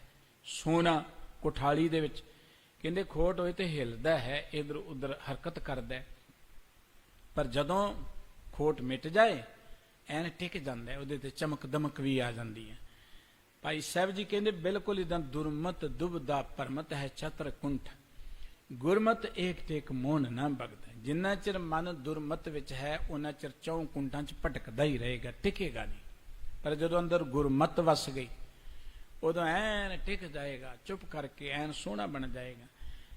ਮਨ ਦੇ ਅੰਦਰ ਗੁਰ ਮੰਤਰ ਵਸਣੇ, ਸਤਿਗੁਰੂ ਦੇ ਕੋਲ ਆ ਕੇ ਗੁਰੂ ਕੀ ਸੰਗਤ ਵਿੱਚ ਬੈਠ ਕੇ ਇਕੱਲੇ ਤੌਰ ਤੇ ਰੱਬ ਰੱਬ ਕਰਦੇ ਭਾਈ ਵਾਹਿਗੁਰੂ ਦੀ ਬਖਸ਼ ਹੈ, ਭਾਗਾਂ ਵਾਲੇ ਆ। ਲੇਕਿਨ ਅਸੀਂ ਬੀਜ ਪਾਈ ਜਾ ਰਹੇ ਹਾਂ, ਉਹ ਬੀਜ ਜਿਹੜਾ ਸੁੱਕੀ ਧਰਤੀ ਤੇ ਪਾਈ ਜਾਵਾਂਗੇ ਤੇ ਤਾਂ ਵੀ ਨਹੀਂ ਉੱਗੇਗਾ। ਕੱਲਾ ਆਪਾਂ ਪੈਲੀ ਨੂੰ ਵਾਹੀ ਜਾਵਾਂਗੇ, ਬੀਜ ਨਹੀਂ ਪਾਵਾਂਗੇ ਤਾਂ ਵੀ ਕੁਝ ਉੱਥੇ ਨਹੀਂ ਉੱਗੇਗਾ। ਕਈ ਵਾਰੀ ਪੈਲੀ ਜ਼ਮੀਨ ਬਹੁਤ ਤਿਆਰ ਹੁੰਦੀ ਹੈ, ਉਹਦੇ 'ਚ ਬੀਜ ਹੀ ਨਹੀਂ ਵਧੀਆ ਪਾਇਆ ਹੁੰਦਾ ਜਾਂ ਪਾਇਆ ਹੀ ਨਹੀਂ ਹੁੰਦਾ, ਜ਼ਿਮੀਂਦਾਰ ਦੇ ਪੱਲੇ ਕੁਝ ਨਹੀਂ ਪੈਂਦਾ। ਕਈ ਵਾਰੀ ਬੀਜ ਬਹੁਤ ਵਧੀਆ ਹੁੰਦਾ ਹੈ ਪਰ ਅੱਗੇ ਖੇਤ ਤਿਆਰ ਨਹੀਂ ਹੈ, ਅੱਗੇ ਜ਼ਮੀਨ ਦੀ ਉਹ ਢੁਕਵੀਂ ਅਵਸਥਾ ਨਹੀਂ ਹੈ ਜਾਂ ਉਹ ਵੱਤਰ ਨਹੀਂ ਹੈ, ਉਹ ਟਾਈਮ ਨਹੀਂ ਹੈ ਜਦੋਂ ਬੀਜ ਨੇ ਉਗਣਾ ਹੈ। ਗੁਰਬਾਣੀ ਕਹਿੰਦੀ ਕੁਰਤਾ ਬੀਜ ਬੀਜੈ ਨਹੀਂ ਜੰਮੇ। ਕੁਰਤਾ ਦਾ ਅਰਥ ਕਿ ਰੁੱਤ ਲੰਘ ਗਈ। ਹੁਣ ਕਣਕ ਬੀਜਣ ਦੀ ਰੁੱਤ ਲੰਘ ਗਈ ਤੇ ਜੱਟ ਤੁਰੀ ਜਾਏ ਕਿ ਟਰੈਕਟਰ ਲੈ ਕੇ ਮੈਂ ਹੁਣ ਕਣਕ ਬੀਜਣੀ, ਤੇ ਉਹ ਬੀਜਣ ਦਾ ਫਾਇਦਾ ਕੀ ਹੈ? ਬੀਜ ਸੁੱਟ ਦਿੱਤਾ, ਆਕਾਰ ਚਲਿਆ ਗਿਆ। ਸਾਡੇ ਕੋਲ ਬੀਜ ਮਹਾਨ ਹੈ, ਵਾਹਿਗੁਰੂ ਜੀ ਦੀ ਬਖਸ਼ਿਸ਼ ਹੈ, ਗੁਰੂ ਕੀ ਪਵਿੱਤਰ ਬਾਣੀ, ਅਮੋਲਕ ਬਾਣੀ ਸਾਡੇ ਕੋਲ ਹੈ, ਗੁਰੂ ਦਾ ਦਿੱਤਾ ਹੋਇਆ ਗੁਰ ਮੰਤਰ ਸਾਡੇ ਕੋਲ ਹੈ। ਪਰ ਉਹਦੇ ਲਈ ਯੋਗ ਥਾਂ ਵੀ ਤੇ ਚਾਹੀਦੀ ਹੈ ਨਾ। ਉਹ ਯੋਗ ਥਾਂ ਬਣਨੀ ਹੈ ਸਤ ਸੰਗਤ ਵਿੱਚ ਆ ਕੇ। ਸਾਡੀ ਸੁਰਤ ਦਾ ਇੱਕ ਲੈਵਲ ਵੀ ਤੇ ਬਣੇਗਾ ਨਾ। ਜਦੋਂ ਸਤ ਸੰਗਤ ਵਿੱਚ ਆ ਕੇ ਅਸੀਂ ਇਕਾਗਰ ਚਿੱਤ ਵਾਹਿਗੁਰੂ ਜੀ ਦੇ ਪਿਆਰ ਜੁੜ ਕੇ ਉਸ ਪਰਮਾਤਮਾ ਨਾਲ ਜੁੜਾਂਗੇ, ਸਤਿਗੁਰੂ ਜੀ ਕਹਿੰਦੇ ਇਹ ਥਾਂ ਹੈ ਟਿਕਣ ਦਾ। ਅਕਾਲ ਮੂਰਤ ਹੈ ਸਾਧ ਸੰਗਤ ਕੀ ਠਾਹਰ ਨੀਕੀ ਧਿਆਨ ਕੋ। ਉਹ ਵਾਹਿਗੁਰੂ ਜੀ ਦੀ ਅਕਾਲ ਮੂਰਤ ਪਰਮਾਤਮਾ ਦਾ ਧਿਆਨ ਧਰਨ ਦਾ ਜਿਹੜਾ ਵਧੀਆ ਥਾਂ ਹੈ ਨਾ, ਵਧੀਆ ਠਾਹਰ ਜਿਹੜੀ ਹੈ ਉਹ ਹੈ ਸਾਧ ਸੰਗਤ। ਸਭ ਤੋਂ ਨੀਕੀ ਠਾਹਰ, ਸਭ ਤੋਂ ਵਧੀਆ ਸਥਾਨ। ਤੇ ਗੁਰੂ ਬਾਬਾ ਜੀ ਨੇ ਵਾਰ-ਵਾਰ ਸਤ ਸੰਗਤ ਨਾਲ ਜੁੜਨ ਦੀ ਸਾਨੂੰ ਪ੍ਰੇਰਣਾ ਕੀਤੀ ਹੈ। ਇਕੱਲੇ ਤੌਰ ਤੇ ਅਸੀਂ ਜਪਦੇ ਹਾਂ, ਵਾਹਿਗੁਰੂ ਜੀ ਦੀ ਬਖਸ਼ਿਸ਼ ਹੈ ਭਾਈ, ਸਤਿਕਾਰਯੋਗ ਹਰ ਪ੍ਰਾਣੀ ਜਿਹੜਾ ਜਿੱਦਾਂ ਵੀ ਜਪਦਾ ਹੈ। ਪਰ ਸਤ ਸੰਗਤ ਦੀ ਕੀ ਵਡਿਆਈ ਹੈ? ਸਤ ਸੰਗਤ ਦੀ ਵਡਿਆਈ ਵਿੱਚ ਸੰਗਤ ਹਰ ਪ੍ਰਭ ਵਸੇ ਜੀਓ, ਸੰਗਤ ਵਿੱਚ ਪਰਮਾਤਮਾ ਵਸਦਾ ਹੈ। ਸਤ ਸੰਗਤ ਦੀ ਇਹ ਵਡਿਆਈ ਹੈ ਕਿ ਜਿਵੇਂ ਟੀਮ ਵਰਕ ਹੁੰਦਾ, ਟੀਮ ਵਰਕ, ਇਕੱਲਾ ਬੰਦਾ ਕੰਮ ਕਰੇ ਉਹਨੂੰ ਕਿੰਨਾ ਟਾਈਮ ਲੱਗਦਾ ਹੈ, ਕਈ ਵਾਰੀ ਉਹਦਾ ਹੌਸਲਾ ਹੀ ਨਹੀਂ ਬਣਦਾ ਕੰਮ ਕਰਨ ਦਾ, ਜੇ ਕਰਦਾ ਹੈ ਤੇ ਸਫਲਤਾ ਨਹੀਂ ਮਿਲਦੀ, ਬਹੁਤ ਲੰਮੀ ਸਾਧਨਾ ਕਰਨੀ ਪੈਂਦੀ ਹੈ। ਲੇਕਿਨ ਜਦੋਂ ਬਹੁਤੇ ਜਾਣੇ ਇਕੱਠੇ ਹੋ ਜਾਣ, ਇੱਕ ਕਾਫਲਾ ਬਣ ਜਾਏ, ਇੱਕ ਟੀਮ ਬਣ ਜਾਏ, ਤੇ ਟੀਮ ਦੇ ਵਿੱਚ ਕੋਈ ਕਮਜ਼ੋਰ ਹੈ, ਕੋਈ ਤਗੜਾ ਹੈ, ਕੋਈ ਘੱਟ ਸਿਆਣਾ ਹੈ, ਕੋਈ ਬਹੁਤਾ ਸਿਆਣਾ ਹੈ, ਰਲ ਮਿਲ ਕੇ ਉਹ ਇੱਕ ਬਰਕਤ ਜੀ ਪੈ ਜਾਂਦੀ ਹੈ। ਸਤ ਸੰਗਤ ਵਿੱਚ ਆ ਕੇ ਇੱਕ ਟੀਮ ਵਰਕ ਬਣ ਜਾਂਦਾ ਹੈ। ਸਤਿਗੁਰੂ ਜੀ ਨੇ ਇੱਕ ਹੋਰ ਗੱਲ ਕਹੀ ਹੈ, ਕੋਈ ਲੈਬਾਰਟਰੀ ਹੁੰਦੀ ਨਾ ਜਿਹਨੂੰ ਆਪਾਂ ਪ੍ਰਯੋਗਸ਼ਾਲਾ ਕਹਿੰਦੇ ਆ, ਜਿੱਥੇ ਐਕਸਪੈਰੀਮੈਂਟ ਹੁੰਦੇ ਨੇ, ਵੱਡੇ ਵੱਡੇ ਜਿਹੜੇ ਤਜਰਬੇ ਨੇ, ਵੱਡੇ ਵੱਡੇ ਜਿਹੜੇ ਆਪਾਂ ਚੀਜ਼ਾਂ ਦੇਖਦੇ ਆਪਣੇ ਆਲੇ ਦੁਆਲੇ, ਇਹ ਕੋ ਪਹਿਲੇ ਦਿਨ ਹੀ ਨਹੀਂ ਬਣ ਗਈਆਂ। ਹਵਾਈ ਜਹਾਜ਼ ਕੋ ਪਹਿਲੇ ਦਿਨ ਹੀ ਆਕਾਸ਼ ਚੁੱਟ ਗਿਆ। ਇਹਨੂੰ ਇੱਥੇ ਪਹੁੰਚਣ ਦੇ ਲਈ ਬੜੇ ਤਜਰਬੇ ਕੀਤੇ ਗਏ, ਬੜੇ ਅਭਿਆਸ ਕੀਤੇ ਗਏ। ਛੋਟੇ ਲੈਵਲ ਤੋਂ ਲੈ ਕੇ ਅੱਜ ਆਪਾਂ ਦੇਖਦੇ ਕਿਹੜੇ ਕਿਹੜੇ ਵੱਡੀਆਂ ਏਅਰ ਬੱਸਾਂ ਆ ਗਈਆਂ ਨੇ, 700 ਸਵਾਰੀ ਜਿਨ੍ਹਾਂ ਵਿੱਚ ਬੈਠ ਜਾਂਦੀ ਹੈ, ਬੈਠੇ ਪਤਾ ਹੀ ਨਹੀਂ ਲੱਗਦਾ, ਇੱਕ ਪਿੰਡ ਹੀ ਤੁਰਿਆ ਜਾਂਦਾ ਹੈ ਆਕਾਸ਼ ਦੇ ਵਿੱਚ। ਇਹ ਕੋਈ ਇੱਕੋ ਦਿਨ 'ਚ ਨਹੀਂ ਤੁਰ ਪਏ, ਇਹ ਬੜੇ ਬੜੇ ਤਜਰਬੇ ਕਰਨ ਤੋਂ ਬਾਅਦ। ਬਿਲਕੁਲ ਏਦਾਂ ਇਹ ਸਤ ਸੰਗਤ ਉਹ ਪ੍ਰਯੋਗਸ਼ਾਲਾ ਹੈ ਜਿੱਥੇ ਜੁੜਨ ਦਾ ਤਜਰਬਾ ਕਰਨਾ ਹੈ, ਜੁੜਨ ਦਾ। ਕੋਈ ਪਹਿਲੇ ਦਿਨ ਹੀ ਸਾਡੀ ਸੁਰਤ ਸੱਚਖੰਡ 'ਚ ਨਹੀਂ ਵਿਲੀਨ ਹੋ ਜਾਣੀ, ਹੋ ਜਾਏ ਕਿਸੇ ਦੀ ਬਖਸ਼ਿਸ਼ ਹੈ, ਚਲੋ ਭਾਗਾਂ ਵਾਲਾ ਹੈ। ਲੇਕਿਨ ਸਾਡੇ ਲਈ, ਆਮ ਇਨਸਾਨਾਂ ਦੇ ਲਈ, ਪਰਮਾਤਮਾ 'ਚ ਵਿਲੀਨ ਹੋਣ ਦੇ ਲਈ ਸਭ ਤੋਂ ਵੱਡੀ ਜੋ ਪ੍ਰਯੋਗਸ਼ਾਲਾ ਹੈ ਐਕਸਪੈਰੀਮੈਂਟ ਕਰਨ ਵਾਲੀ, ਜੁੜਨ ਦਾ ਐਕਸਪੈਰੀਮੈਂਟ ਕਰਨ ਦੀ, ਉਹ ਹੈ ਸਤ ਸੰਗਤ। ਸਤ ਸੰਗਤ ਉਹ ਸਥਾਨ ਹੈ ਜਿੱਥੇ ਆ ਕੇ ਸਾਨੂੰ ਗਿਆਨ ਮਿਲਣਾ। ਇਹਨੂੰ ਗੁਰਬਾਣੀ ਨੇ ਚੱਟ ਸਾਲ, ਪਾਠਸ਼ਾਲਾ ਵੀ ਕਿਹਾ, ਸਕੂਲ ਵੀ ਕਿਹਾ। ਸਤ ਸੰਗਤ ਸਤਿਗੁਰ ਚੱਟ ਸਾਲ ਹੈ, ਜਿਤ ਹਰ ਗੁਣ ਸਿੱਖਾ। ਇਕੱਲੇ ਤੌਰ ਤੇ ਅਸੀਂ ਬਾਣੀ ਪੜ੍ਹਦੇ ਹਾਂ, ਵਾਹਿਗੁਰੂ ਜੀ ਦੀ ਬਖਸ਼ਿਸ਼ ਹੈ। ਜਦੋਂ ਅਸੀਂ ਸਤ ਸੰਗਤ ਚ ਆ ਕੇ ਮਿਲ ਕੇ ਬਾਣੀ ਵਿਚਾਰਦੇ ਹਾਂ, ਸੁਣਦੇ ਹਾਂ, ਉਦੋਂ ਬਾਣੀ ਦੀ ਸਮਝ ਸਾਨੂੰ ਲੱਗਣੀ ਸ਼ੁਰੂ ਹੋ ਜਾਂਦੀ ਹੈ। ਇਸ ਕਰਕੇ ਸਤਿਗੁਰੂ ਜੀ ਕਹਿੰਦੇ ਨੇ, ਇਕੱਲੇ ਤੌਰ ਤੇ ਅਸੀਂ ਕੋਈ ਵੀ ਕੰਮ ਕਰਦੇ ਨਾ, ਉਹ ਕੰਮ ਬਹੁਤ ਵਧੀਆ ਹੋਵੇ, ਵਧੀਆ ਵੀ ਹੋਵੇ ਕੰਮ। ਇਕੱਲੇ ਤੌਰ ਤੇ ਕਰਦੇ ਆ ਨਾ, ਸਾਡੇ ਮਨ ਚ ਤਾਂ ਖਿਆਲ ਆ ਹੀ ਜਾਂਦਾ ਕਿ ਅਸੀਂ ਬਹੁਤ ਵਧੀਆ ਕੰਮ ਕਰਦੇ ਹਾਂ, ਅਸੀਂ ਬੜੇ ਚੰਗੇ ਹਾਂ ਦੂਜਿਆਂ ਨਾਲੋਂ। ਪਰ ਜਦੋਂ ਸਤ ਸੰਗਤ ਵਿੱਚ ਆਵਾਂਗੇ, ਇੱਥੇ ਪਤਾ ਲੱਗੇਗਾ ਇੱਕ ਦੂਜੇ ਇੱਕ ਚੜ੍ਹਾਉਂਦੀਆਂ, ਕੌਣ ਜਾਣੇ ਮੇਰਾ ਨਾਮ ਜੀਓ। ਇੱਥੇ ਤੇ ਮੇਰੇ ਤੋਂ ਵੀ ਅੱਗੇ ਜਾਣ ਵਾਲੇ ਬੜੇ ਨੇ। ਇੱਥੇ ਆ ਕੇ ਉਹ ਸਾਡਾ ਜਿਹੜਾ ਮੈਂ ਭਾਵ ਹੈ ਨਾ, ਉਹ ਖਤਮ ਹੋਏਗਾ, ਹੰਕਾਰ ਸਾਡੇ ਅੰਦਰੋਂ ਮਿਟੇਗਾ।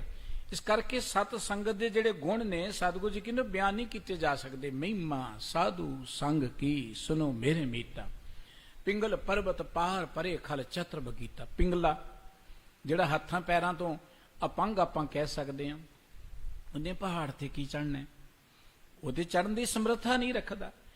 ਅਸੀਂ ਵੀ ਆਪਣੀ ਮਨ ਦੀ ਸੋਚ ਕਰਕੇ ਪਿੰਗਲੇ ਹਾਂ। ਨਾਮ ਜਪਣਾ ਬੜਾ ਔਖਾ ਹੈ ਜੀ, ਨਾ ਜੀ ਨਾ। ਰੱਬ ਨੂੰ ਪ੍ਰਾਪਤ ਕਰਨਾ ਬੜਾ ਔਖਾ ਹੈ, ਸੱਚ ਬੋਲਣਾ ਬੜਾ ਔਖਾ ਹੈ, ਇਮਾਨਦਾਰ ਬਣਨਾ ਬੜਾ ਔਖਾ ਹੈ। ਦੇਖੋ ਜੀ, ਆਹ ਕੰਮ ਜਿਹੜਾ ਹੈ ਨਾ, ਚੰਗੇ ਕੰਮ ਕਰਨੇ ਬੜੇ ਔਖੇ ਨੇ। ਦੁਨੀਆ 'ਚ ਤਾਂ ਬੇਈਮਾਨੀ ਨਾਲ ਹੀ ਕੰਮ ਚੱਲਦਾ। ਇਹ ਅਸੀਂ ਅਪੰਗ ਹੋ ਗਏ ਹਾਂ। ਮਨੁੱਖ ਅਪੰਗ ਹੋ ਗਿਆ, ਵਿਕਲਾਂਗ ਹੋ ਗਿਆ, ਜਿਹੜਾ ਕਰਦਾ ਜੀ ਨਾ ਜੀ ਸੱਚ ਬੋਲਣਾ ਬੜਾ ਔਖਾ ਹੈ, ਸੱਚ ਦਾ ਸਾਥ ਦੇਣਾ ਬੜਾ ਔਖਾ ਹੈ। ਇਹ ਅਪੰਗਤਾ ਦੀ ਨਿਸ਼ਾਨੀ ਹੈ। ਮਨੁੱਖੀ ਸਮਾਜ ਅਪੰਗ ਹੋ ਚੁੱਕਾ ਹੈ। ਜਿਹੜਾ ਕਹਿੰਦਾ ਨਹੀਂ ਜੀ ਅੱਜ ਦੇ ਜ਼ਮਾਨੇ 'ਚ ਸੱਚ ਦੇ ਨਾਲ ਨਹੀਂ ਕੰਮ ਚੱਲਦੇ, ਝੂਠ ਬੋਲਣ ਤੋਂ ਬਿਨਾਂ ਗੱਲ ਹੀ ਨਹੀਂ ਚੱਲਦੀ ਜੀ, ਨਹੀਂ ਜੀ ਇਮਾਨਦਾਰੀ ਦੇ ਨਾਲ ਕੰਮ ਹੀ ਨਹੀਂ ਚੱਲਦੇ, ਇਹਦਾ ਮਤਲਬ ਮਨੁੱਖ ਅਪੰਗ ਹੋ ਚੁੱਕਾ ਹੈ। ਗੁਰਬਾਣੀ ਕਹਿੰਦੀ ਜਿਵੇਂ ਕੋਈ ਅਪੰਗ ਬੰਦਾ ਪਹਾੜ ਤੇ ਚੜ੍ਹਨ ਤੋਂ ਡਰਦਾ ਨਹੀਂ ਚੜ੍ਹ ਸਕਦਾ, ਮਨੁੱਖ ਸੱਚ ਦੇ ਮਾਰਗ ਤੇ ਚੱਲਣ ਤੋਂ ਡਰਦਾ ਹੈ। ਮਨੁੱਖ ਇਮਾਨਦਾਰੀ ਦੇ ਮਾਰਗ ਤੇ ਚੱਲਣ ਲਈ ਕਹਿੰਦਾ ਨਾ ਜੀ ਬੜਾ ਔਖਾ ਕੰਮ ਹੈ, ਅਸੀਂ ਨਹੀਂ ਕਰ ਸਕਦੇ।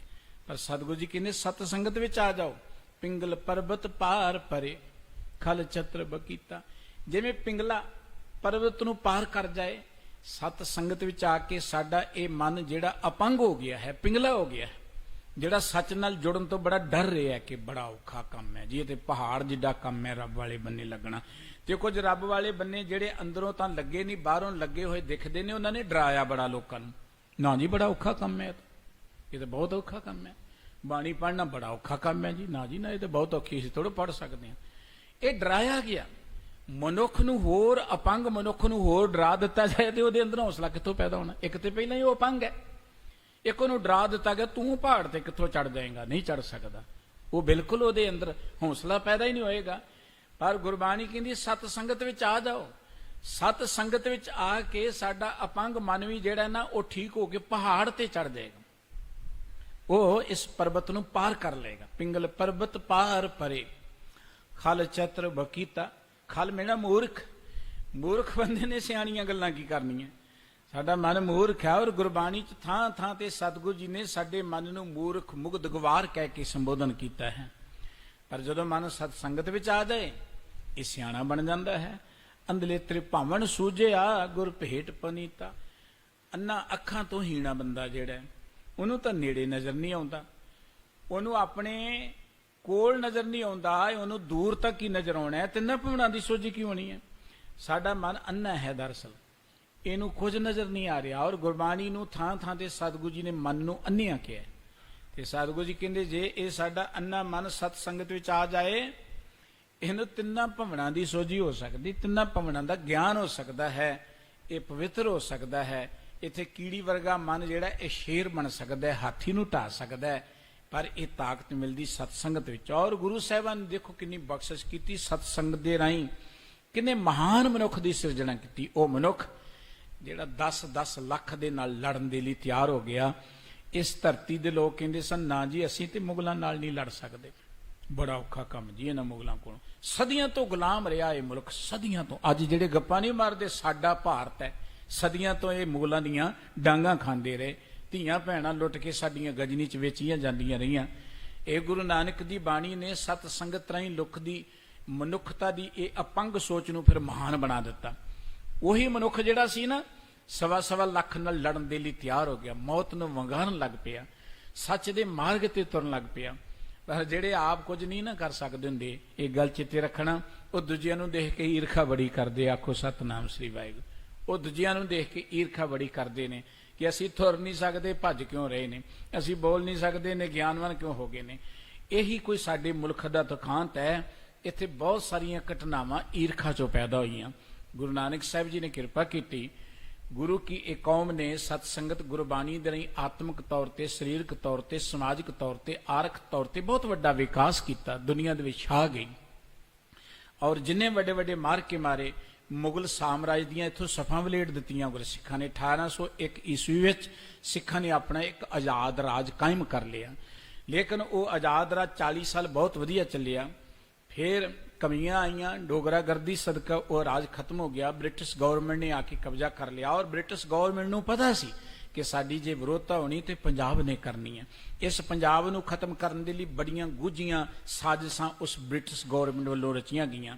ਸਾਡੇ ਧਰਮ ਦੀ ਦੁਨੀਆ ਦੇ ਅੰਦਰ ਇਹੋ ਜਿਹੇ ਲੋਕ ਪੈਦਾ ਕੀਤੇ ਗਏ ਜਿਹੜੇ ਸਾਡੇ ਅੰਦਰੋਂ ਉਹ ਗੁਰੂ ਦੇ ਜਿਹੜਾ ਪ੍ਰਤਾਪ ਸੀ, ਗੁਰੂ ਦੀ ਬਾਣੀ ਦਾ ਸ਼ਬਦ ਗੁਰੂ ਨਾਲੋਂ ਤੋੜਨ ਦੇ ਲਈ ਇਹੋ ਜਿਹੇ ਕਈ ਥਾਂ ਕਾਇਮ ਕੀਤੇ ਗਏ ਧਰਮ ਦੀ ਦੁਨੀਆ ਦੇ ਅੰਦਰ।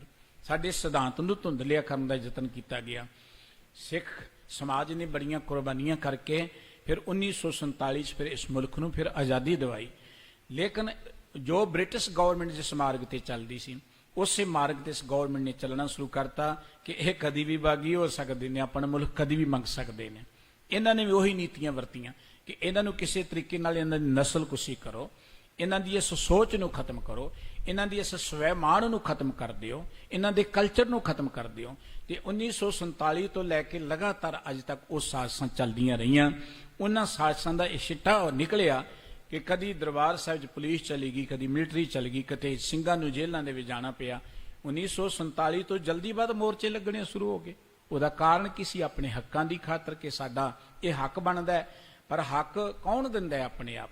ਇਹੋ ਜਿਹੇ ਤੇ ਸਿਆਣੇ ਹੈ ਨਹੀਂ ਹਿੰਦੁਸਤਾਨ ਦੇ ਲੋਕ, ਕਹਿਣ ਕਿ ਤੁਹਾਡਾ ਹੱਕ ਹੈ ਤੁਸੀਂ ਲੈ ਲਓ, ਇਹ ਤੇ ਲੈ ਕੇ ਮੁੱਕਰ ਜਾਂਦੇ ਨੇ। ਇਸ ਕਰਕੇ 1978 ਦੀ ਵਿਸਾਖੀ ਨੂੰ ਅੰਮ੍ਰਿਤਸਰ ਦੇ ਵਿੱਚ 13 ਸਿੰਘ ਨਿਰੰਕਾਰੀ ਬਾਬੇ ਨੇ ਮਾਰ ਦਿੱਤੇ, ਸ਼ਹੀਦ ਕਰ ਦਿੱਤੇ, ਜਿੱਥੋਂ ਪੰਜਾਬ ਦਾ ਦੁਖਾਂਤ ਹੋਰ ਸੁਲਗਣਾ ਸ਼ੁਰੂ ਹੋ ਗਿਆ। ਪੰਜਾਬ ਦੀ ਧਰਤੀ ਤੇ ਆਏ ਦਿਨ ਪੁਲਿਸ ਮੁਕਾਬਲੇ, ਆਏ ਦਿਨ ਹੜਤਾਲਾਂ ਹੋਣੀਆਂ ਸ਼ੁਰੂ ਹੋ ਗਈਆਂ। ਕੁਝ ਗੰਦੀ ਪੋਲੀਟੀਸ਼ੀਅਨ ਸੋਚ ਵਾਲੇ ਲੀਡਰ ਸਨ ਜਿਨ੍ਹਾਂ ਨੇ ਆਪਣੀ ਰਾਜਗੱਦੀ ਨੂੰ ਕਮਾਉਣ ਦੇ ਲਈ ਪੰਜਾਬ ਦੇ ਅੰਦਰ ਇਹ ਸਾਰੇ ਹਾਲਾਤ ਨੂੰ ਖਰਾਬ ਕੀਤਾ। ਹਾਲਾਤ ਜੂਨ 1984 ਦਾ ਮਹੀਨਾ, ਹਫ਼ਤਾ ਜਿਹਨੂੰ ਆਪਾਂ ਚੇਤੇ ਕਰ ਰਹੇ, ਕੌਮ ਨੇ ਬੜਾ ਸੰਤਾਪ ਹੰਡਾਇਆ। ਘੱਲੂਘਾਰੇ ਹੁੰਦੇ ਨੇ, ਕਾਨੂੰਮਾਨ ਦੇ ਸ਼ਮ ਦਾ ਘੱਲੂਘਾਰਾ, ਇਸੇ ਤਰੀਕੇ ਦੇ ਨਾਲ ਕੋਪਰਹੀੜੇ ਦਾ ਘੱਲੂਘਾਰਾ। ਉਦੋਂ ਬਾਅਦ 1947 ਚ ਬਹੁਤ ਵੱਡਾ ਨੁਕਸਾਨ ਪੰਜਾਬ ਦਾ ਹੋਇਆ। ਉਦੋਂ ਬਾਅਦ 1984 ਦੇ ਵਿੱਚ ਇੱਕ ਵੱਡਾ ਘੱਲੂਘਾਰਾ, ਫਿਰ ਨਵੰਬਰ ਦੇ ਵਿੱਚ ਘੱਲੂਘਾਰਾ ਭੋਗਣਾ ਪਿਆ, ਜਿਹਦੇ ਵਿੱਚ ਰੱਜ ਕੇ ਇਹ ਯਤਨ ਕੀਤਾ ਗਿਆ। ਕਿਉਂਕਿ ਅੱਜ ਸਾਡੇ ਵੀ ਕਈ ਲੋਕ ਜਿਹੜੇ ਡੀਪਲੀ ਸੋਚਦੇ ਨੇ, ਉਹ ਕਹਿੰਦੇ ਜੀ ਉੱਥੇ ਹਥਿਆਰ ਰੱਖੇ ਸਨ, ਫੌਜ ਨੇ ਤੇ ਆਉਣਾ ਸੀ। ਠੀਕ ਹੈ, ਹਥਿਆਰ ਰੱਖੇ ਸਨ, ਹਥਿਆਰ ਆਏ ਕਿੱਦਾਂ? ਫੌਜ ਤਾਂ ਜਿਹੜੀ CID ਇੰਨੀਆਂ ਏਜੰਸੀਆਂ ਨੇ ਥਾਂ ਥਾਂ ਤੇ ਸਨ, ਹਥਿਆਰ ਗਏ ਕਿੱਦਾਂ ਦਰਬਾਰ ਸਾਹਿਬ ਦੇ ਅੰਦਰ? ਇਹ ਤੇ ਏਜੰਸੀਆਂ ਨੂੰ ਜਵਾਬ ਦੇਣਾ ਚਾਹੀਦਾ ਹੈ। ਉੱਥੇ ਮੋਰਚੇ ਬਣ ਕਿਵੇਂ ਗਏ? ਉੱਥੇ ਕਿਹਨੇ ਭੇਜੇ ਹਥਿਆਰ? ਦਰਅਸਲ ਇਹ ਬੜੀ ਡੂੰਗੀ ਸਾਜ਼ਿਸ਼ ਸੀ। ਚਲੋ ਸਮਝ ਲਿਆ ਉੱਥੇ ਹਥਿਆਰਬੰਦ ਲੋਕ ਸਨ। ਉਹ ਹਥਿਆਰਬੰਦ ਲੋਕ 100 ਸਨ, 150 ਸਨ, ਵੱਧੋ ਵੱਧ। ਉੱਥੇ ਵੱਡੇ ਵੱਡੇ ਟੈਂਕ ਚਾੜਨ ਦੀ ਕੀ ਲੋੜ ਸੀ? Madras regiment, Bihar regiment, Kumaon regiment, special frontier force, ਹੋਰ ਵੱਡੇ ਵੱਡੇ ਜਿਹੜੇ ਦਸਤੇ ਸਨ, ਉੱਚੇ ਉੱਚੇ ਉਹ ਟੈਂਕ ਭੇਜੇ ਗਏ, ਹੈਲੀਕਾਪਟਰ ਭੇਜੇ ਗਏ, ਤੋਪਖਾਨੇ ਭੇਜੇ ਗਏ। ਪਤਾ ਨਹੀਂ ਕਿੰਨੀਆਂ ਯੂਨਿਟਾਂ ਜਿਹੜੀਆਂ ਨੇ ਉੱਥੇ ਝੋਕ ਦਿੱਤੀਆਂ ਗਈਆਂ। ਉਹ ਕਾਹਦੀ ਖਾਤਰ? ਉਹ 100-150 ਬੰਦੇ ਦੀ ਖਾਤਰ ਉੱਥੇ ਭੇਜੀਆਂ ਗਈਆਂ। ਜੇ ਉੱਥੇ ਹਥਿਆਰਬੰਦ ਲੋਕ ਸਨ ਤੇ ਬਾਕੀ 38 ਗੁਰਦੁਆਰਿਆਂ 'ਚ ਕਿਹੜੇ ਹਥਿਆਰਬੰਦ ਲੋਕ ਬੈਠੇ ਸਨ? 38 ਗੁਰਦੁਆਰਿਆਂ ਤੇ ਗੋਲਾਬਾਰੀ ਕਰਕੇ ਕਿੰਨੇ ਮਾਸੂਮ ਲੋਕਾਂ ਨੂੰ ਮਾਰ ਦਿੱਤਾ ਗਿਆ, ਜਿਹਦਾ ਰਿਕਾਰਡ ਹੀ ਕੋਈ ਨਹੀਂ ਹੈ, ਦੱਸਿਆ ਹੀ ਕੋਈ ਨਹੀਂ ਗਿਆ। ਚਲੋ ਜੇ ਉਹ ਹਥਿਆਰਬੰਦ ਲੋਕ ਸਨ, ਉਹਨਾਂ ਨੂੰ ਬਾਹਰ ਕੱਢਣ ਦੇ ਲਈ ਹੋਰ ਬੜੇ ਸਾਧਨ ਸਨ, ਕੱਢੇ ਜਾ ਸਕਦੇ ਸਨ। ਉਸ ਇਲਾਕੇ ਦਾ ਜਿਹੜਾ DC ਸੀ ਉਸ ਵੇਲੇ ਰਾਏ ਦਿੱਤੀ ਸੀ ਕਿ ਤਰੀਕਾ ਠੀਕ ਨਹੀਂ ਹੈ, ਉਹ ਛੁੱਟੀ ਲੈ ਕੇ ਬਾਹਰ ਚਲੇ ਗਿਆ ਸਰਦਾਰ ਗੁਰਦੇਵ ਸਿੰਘ।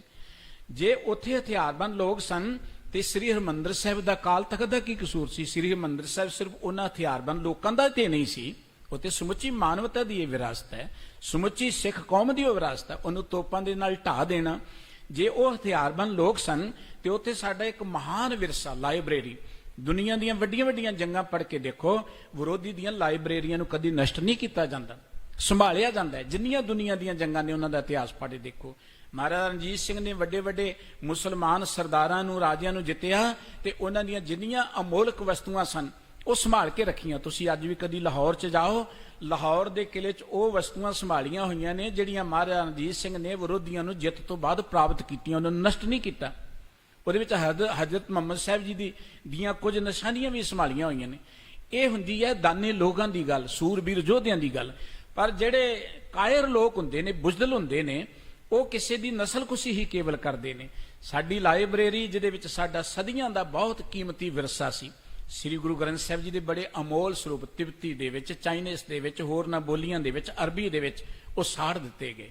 ਅਮੋਲ ਵਿਰਸਾ ਸਾਡੇ ਇਹੋ ਜਿਹੇ ਕੀਮਤੀ ਦਸਤਾਵੇਜ਼ ਜਿਹੜੇ ਕੌਮ ਦੀ ਜਿੰਦ ਜਾਨ ਸਨ, ਬਿਨਾਂ ਕਾਰਨ ਫੂਕ ਦਿੱਤੇ ਗਏ।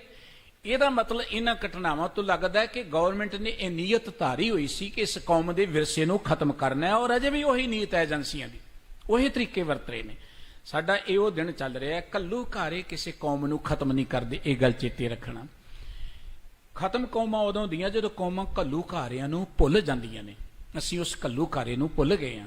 ਸਾਨੂੰ ਚੇਤੇ ਸੋਚਦੇ ਚਲੋ ਜਿਨ੍ਹਾਂ ਨੇ ਮਾਰੇ ਗਏ ਠੀਕ ਹੈ, ਕੋਈ ਗੱਲ ਨਹੀਂ ਹੈ।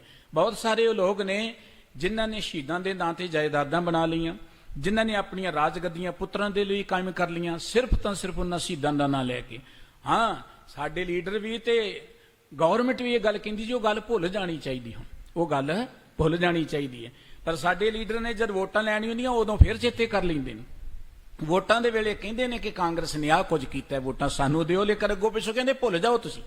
ਸਿਰਫ ਵੋਟਾਂ ਲਈ ਉਹਨੂੰ ਚੇਤੇ ਕਰਨਾ ਚਾਹੀਦਾ ਹੈ, ਉਦਾਂ ਨਹੀਂ ਚੇਤੇ ਕਰਨਾ ਚਾਹੀਦਾ, ਕਿਉਂਕਿ ਉਹਨਾਂ ਦੀਆਂ ਰਾਜਗੱਦੀਆਂ ਇਸ ਗੱਲ ਤੇ ਖੜੀਆਂ ਨੇ। ਪਰ ਗੁਰੂ ਨਾਨਕ ਸਾਹਿਬ ਜੀ ਨੇ ਜੋ ਸਾਨੂੰ ਇਹ ਮਾਰਗ ਦਿੱਤਾ ਹੈ, ਜੇ ਆਪਾਂ ਗੁਰੂ ਨਾਨਕ ਦੇ ਮਾਰਗ ਤੇ ਚੱਲਾਂਗੇ, ਗੁਰੂ ਦੀ ਦਿੱਤੀ ਸੋਚ ਨੂੰ ਅਪਣਾਵਾਂਗੇ, ਇਹ ਗੱਲ ਚੇਤੇ ਰੱਖਣਾ। ਝੱਖੜ ਚੱਲਦੇ ਰਹਿੰਦੇ ਨੇ, ਹਵਾਵਾਂ ਆਉਂਦੀਆਂ ਰਹਿੰਦੀਆਂ ਨੇ, ਪਰ ਜਿਨ੍ਹਾਂ ਦਰਖਤਾਂ ਦੀਆਂ ਡੂੰਘੀਆਂ ਜੜ੍ਹਾਂ ਹੁੰਦੀਆਂ ਨੇ, ਇਹ ਝੱਖੜ ਉਹਨਾਂ ਦਾ ਕੁਝ ਨਹੀਂ ਵਿਗਾੜ ਸਕਦੇ, ਕੇਵਲ ਪੱਤੇ ਹੀ ਝੜਦੇ ਹੁੰਦੇ ਨੇ, ਕੇਵਲ ਪੱਤੇ ਹੀ ਝੜਦੇ ਹੁੰਦੇ ਨੇ।